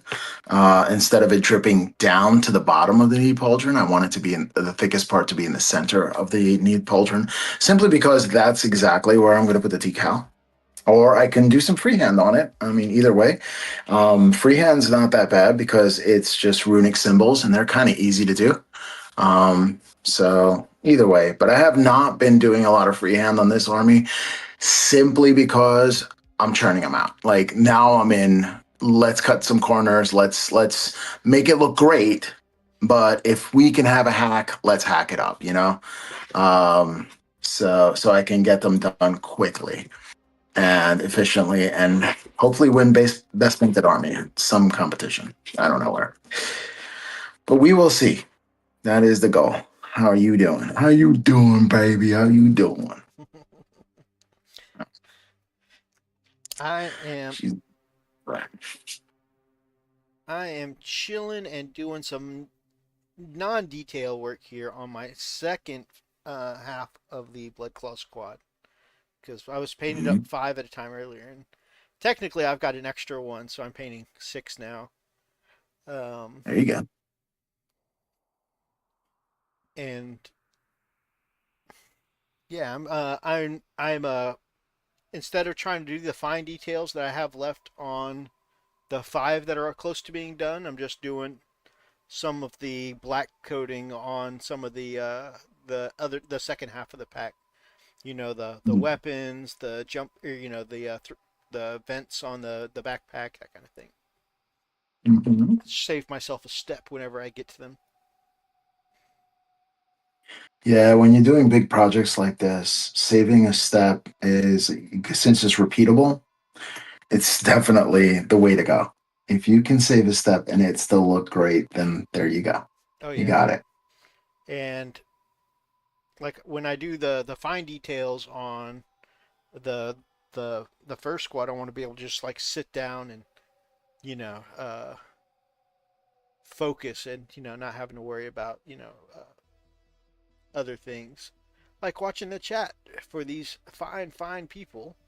Gamesburger here Mhm. says uh, there are great, the dynamic, just great dynamic poses in that box. Love them. Yeah, the sculpts are great. Love the posing. Oh, Very yeah. action oriented. Um, and then when I was like, I hate when I'm trying to fix something on the miniature, and then I touch another part that I was already done with. I was like, he's like, you got to touch up the touch up. Yeah, Mhm. that is me. Definitely. Definitivamente. Should I go red? Should I go yellow? X Gear Commander So says, roll. "Happy freaking Friday." Happy freaking Friday, Steer. Glad you could join us. Indeed, indeed. I forgot as part of this second crew here is Moon Moon. I can't wait to paint up Moon Moon. Moon Moon! I can't tell which one is my Moon Moon. I think I know, but I'm not sure. I did too good of a job of fixing it. I can't tell. Welcome on, Ah, kiddo.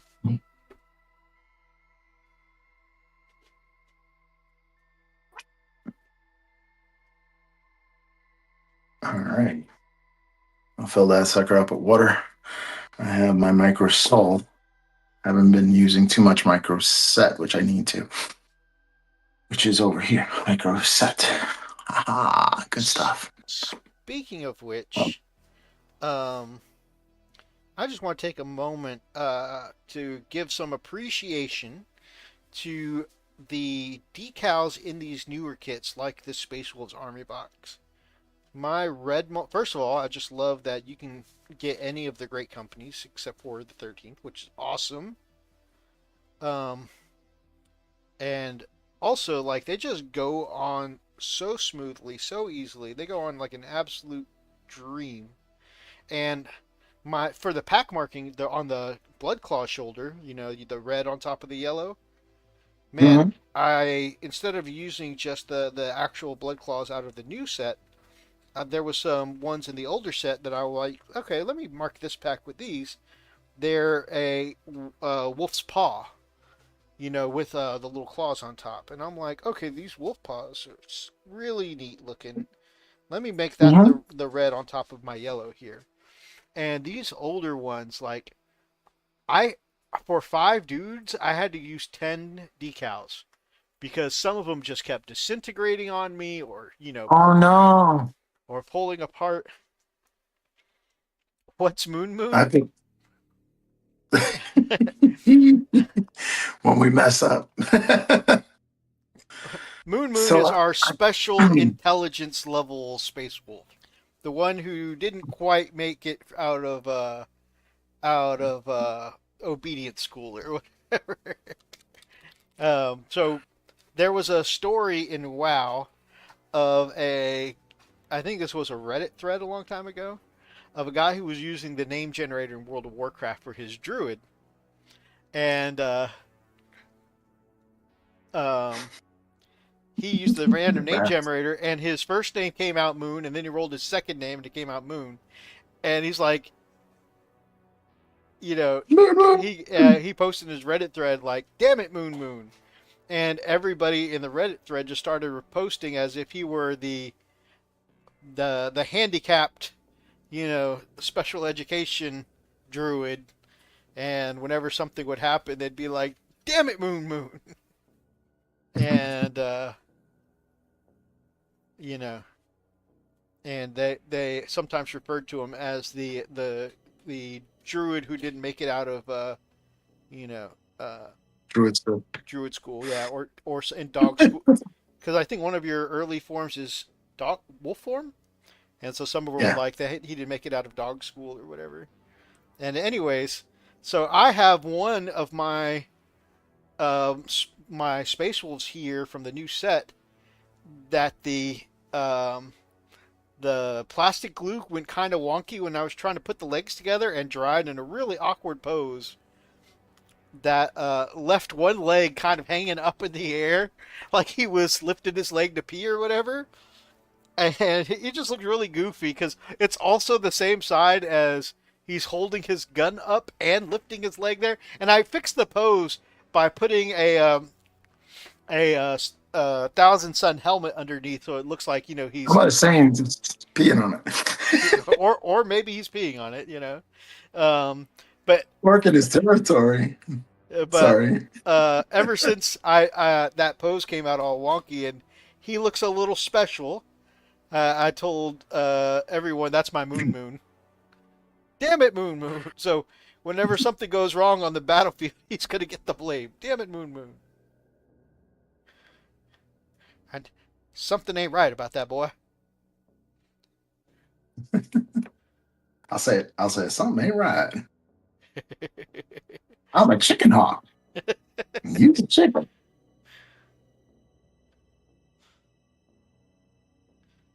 And there it is. Red knee pad. I mean, red. Yellow knee pad. Red is for the gray hunters. So I got this this decal sheet that I bought a couple of years ago. I don't think they make it anymore, but it does have Logan Grimnar's Gray Company, but it's all in black. It's not white. So, bummer. That is weird. But it does have the paws and everything else. Oh, nice. And yeah, I have a lot of different markings and stuff on this, but it has the Crom Dragon Gaze's Great Company too. So if anybody wanted to do Crom, there it is. I wanted to do Crom. They took it away from me. They don't have Iron Wolves though. They have Sea Wolves. Remember you.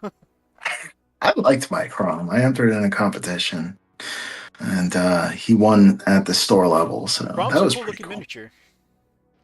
He is. Gamesburger used the paw as well for his blood claws. That's awesome. Yeah. Did you get that transfer sheet out of White Dwarf 515? Was that the Wolf Spear ones? What, me? Actually I bought it separately. It was like $20 for that. And I bought it from GW itself and had it delivered to a store. Cool. Yeah, it was just $20 for that whole thing. And I'm like, oh my gosh, this is a deal. When I went to buy another one, because I was like, I should have a backup copy. And no, they don't sell them anymore, and they sold out. So I was like, well, whoop-de-doo. So I am using, instead of doing the freehand like I did for my original blood claws, I am using this claw. Shame that they don't sell them anymore. If anybody wanted to do an army of them, kind of stuck out. Well, it had Crom Dragon Gaze's Great Company, and they're like, no, we can't do that. We have fun in this place. Are you kidding me? Ixnay on the fun yag. All right. I'm going to put some micro set on this. So I actually did the blood claw. It's actually the claw, not the paw, but the entire like arm, and that's the symbol that I did for my blood claws. Again, anything to make it easier and quicker, and it still look good. I am going to do for these guys here, so I can start on new army. I might do Necrons because I can knock them out really quickly. Except for one or two pieces. I got the monolith. And I have the Void Dragon, so I gotta do that too. I don't know. I kind of want to do my Necrons because of Nick. I always said I was gonna do Necrons for him. It's fair. Fair. Um, yeah, yeah, it would be. Yeah, I knocked them out. They're kind of and the way I'm thinking about painting them, they seem pretty simple to get done. Especially using my techniques, making sure I have the black line just right. Now I could do the red shoulder pads for them and make it a lot more difficult for me, or I could do the flesh, not terrors. That's dark angels. Um, the fleshy ones. I don't know what they're called. Played ones. The flayed ones. That's what they're called. Thanks. So I might do the flayed. I don't know. That would be kind of expensive, and I kind of want to get through those too, so I can get into what I really want to get into. Mortarian. Do some Death Guard. I've had Death Guard since they came out in 8th edition. And I feel Yes. like I'm one of the only people who just doesn't like the Death Guard aesthetic, but I think I'm just like a kind of person who just doesn't like gross things. Yeah, no, I'm not getting into it because it's gross. I'm getting into it because it's a painting challenge. It's really difficult to do sores and pus and stuff like that. So Fair. that's what I was going So to push really yourself. push myself. That's right. Oh, no. I knew I should have put a little bit of varnish on here before I put this on, but oh well. Some of the black tore off, so I'm gonna have to go back and fix that. And get your foot down just right.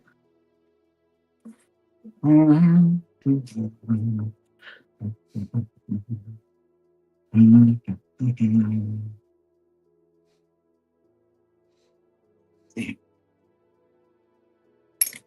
need to get in there. That's better.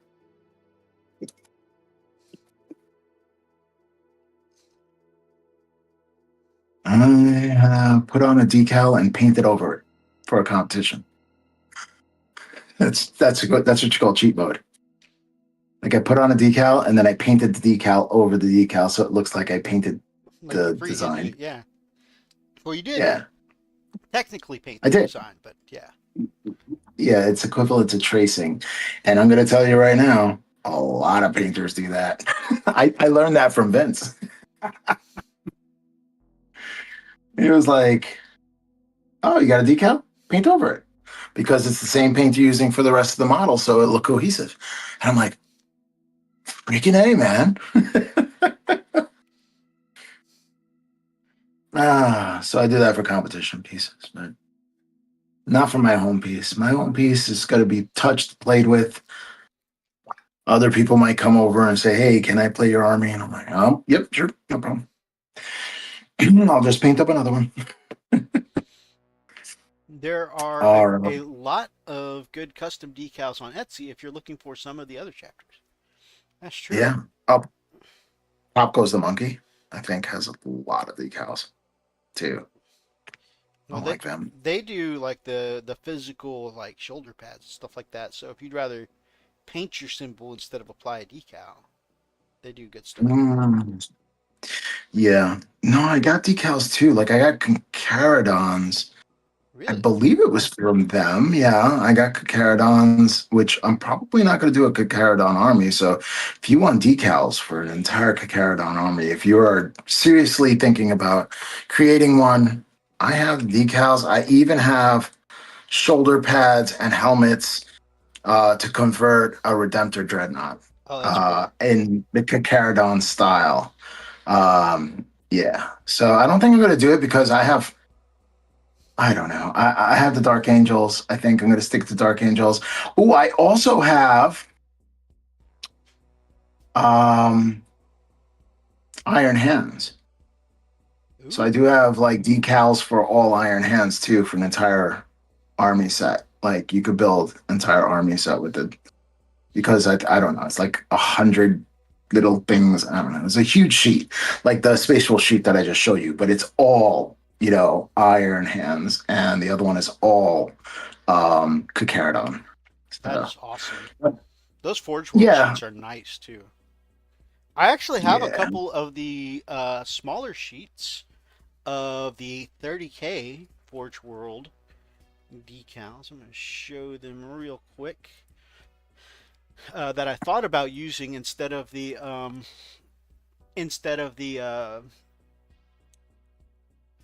pause I did earlier, but I thought the brighter red might stand out a little better. But now I'm actually thinking this kind of burgundy color might have actually done. But you can see like so a lot of the 30K symbols are still there. The arrows, the triangles, uh, the four-way kind of like square arrows. Um, but they're in Celtic knotwork instead of the way Space Marine lines are usually drawn. And I just thought that was really neat. And of course, you've got the 30K Legion Wolves, which it is curious that Ragnar's symbol and the 30K symbol are, pretty spot on. But yeah, I really like these transfers, and I was like, maybe I'll break these out for these Blood Claws, and they might go on the next 10-man squad, but I decided against it for these.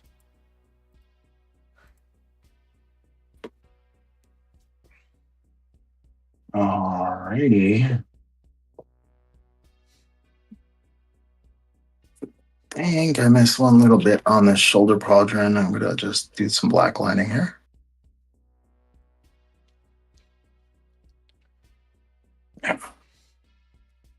And now for AK Interactive, matte varnish. Oh yeah. Oh yeah, that's my favorite matte varnish. The Ultra Matte, great 13th Company livery. Yes, sir. I love the Legion Space Wolf symbols.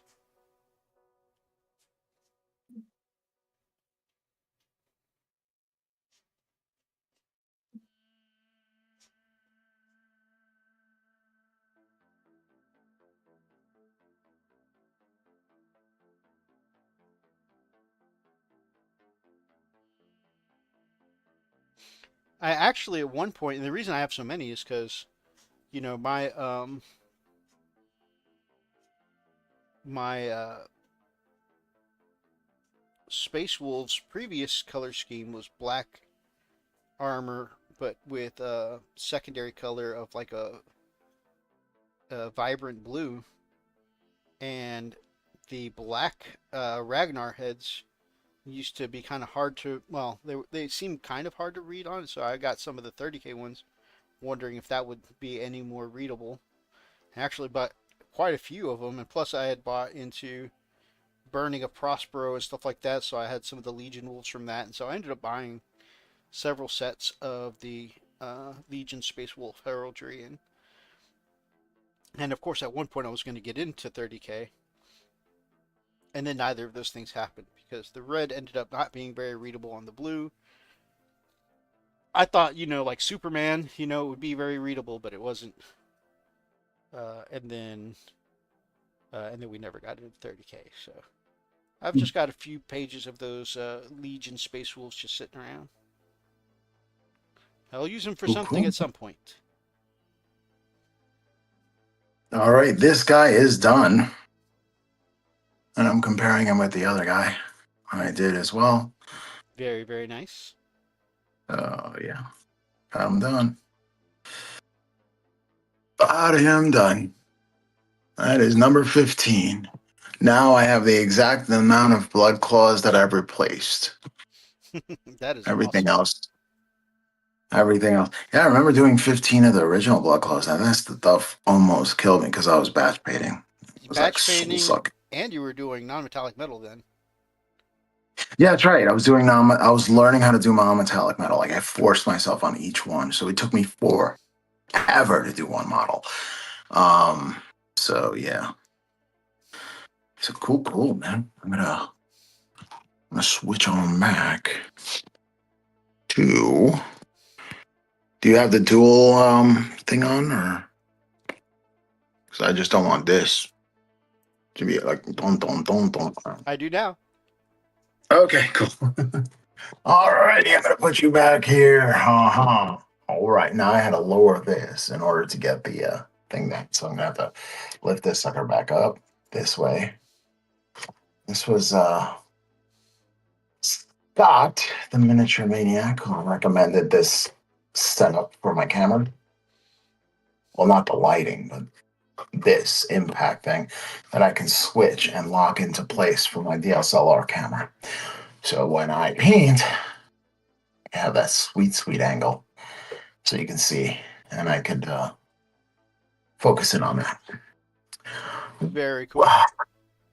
Yumpers. Yumper. Excited to get this done. I still want to get that Gygor fell-handed model. Gygor is such a cool miniature.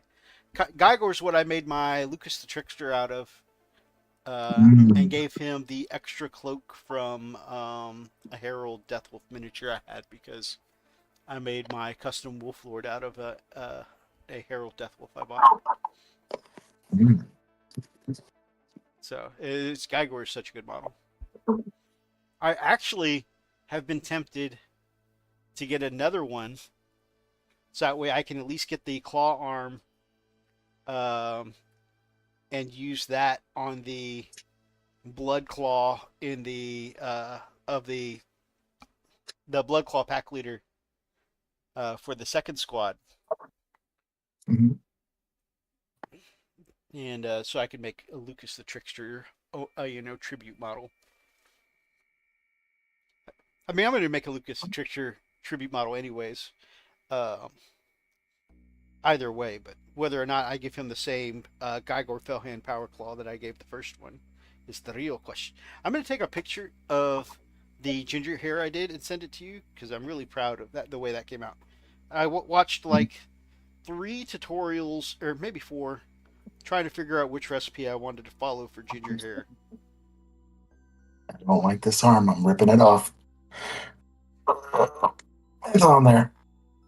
Oh no. I think I found Moon Man. What did I knock off? Oh no. I think I found Moon Moon. Yeah. Something's not quite right about that dude. And I used green stuff to seal him in. That's why he is not going to be breaking off anytime soon. So there's that.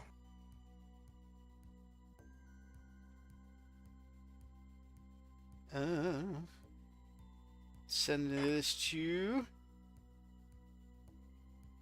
Running Bear. Are you still there? If you did, I just saw the Deathwatch Terminator you sent earlier, and it looks fantastic. Oh, nice.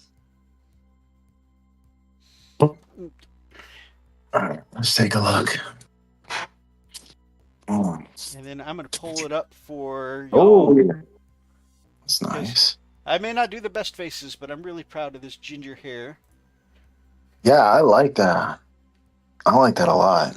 I like the way it transitions and the highlight on the hairs. You did a really good job. Thank you. Yeah. So obviously I had to learn how to do some ginger hair for when I do Lucas the Trickster again. I did an okay red hair for my original Lucas, but I think this recipe looks better. Definitely. That looks so good.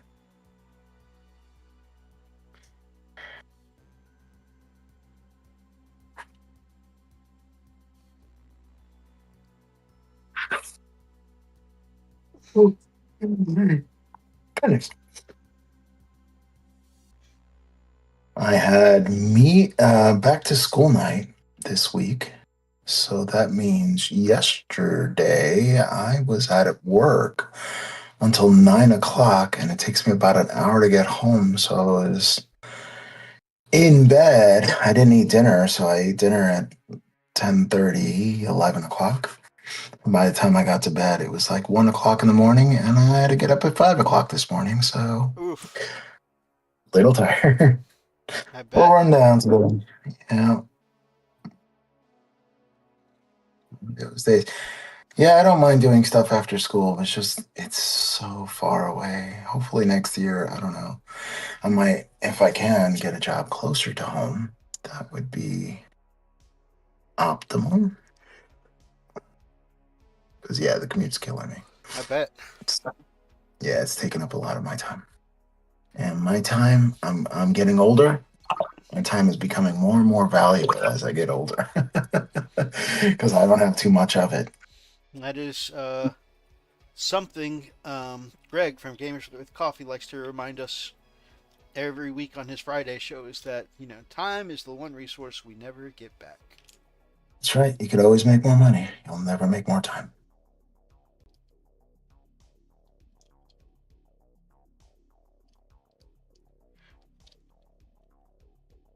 You will never get today back.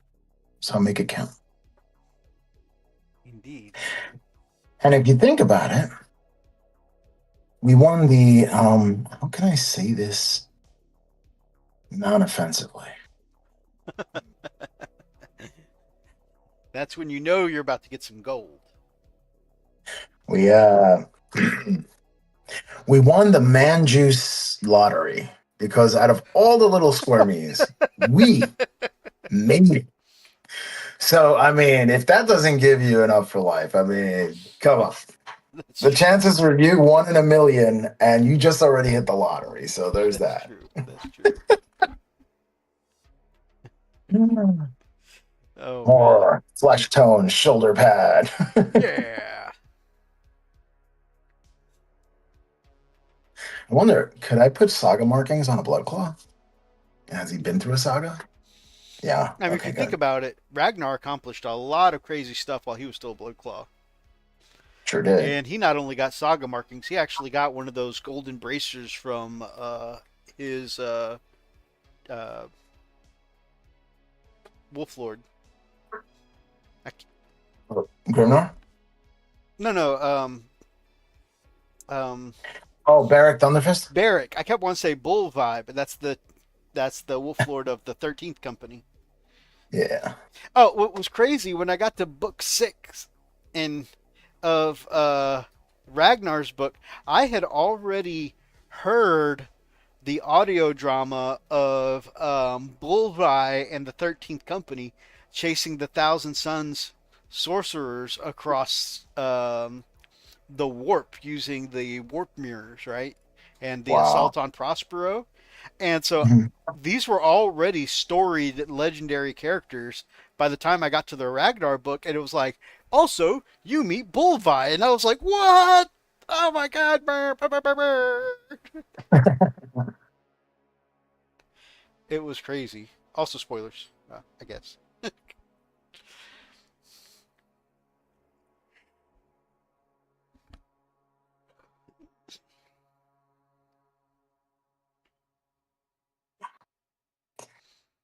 I'm excited that I finished Sanderson. I kind of don't want to read the next 5 books because they're so long. So long. It's a marathon. Um, I don't know. This black is getting kind of funky on me now. Come on now. Hellwork What? says, be nice to teachers, don't waste their time. Yes. Yes. I got a lot of, oh, you're Mr. Alia? You're my child's favorite teacher. I'm like, good. Is he practicing at home?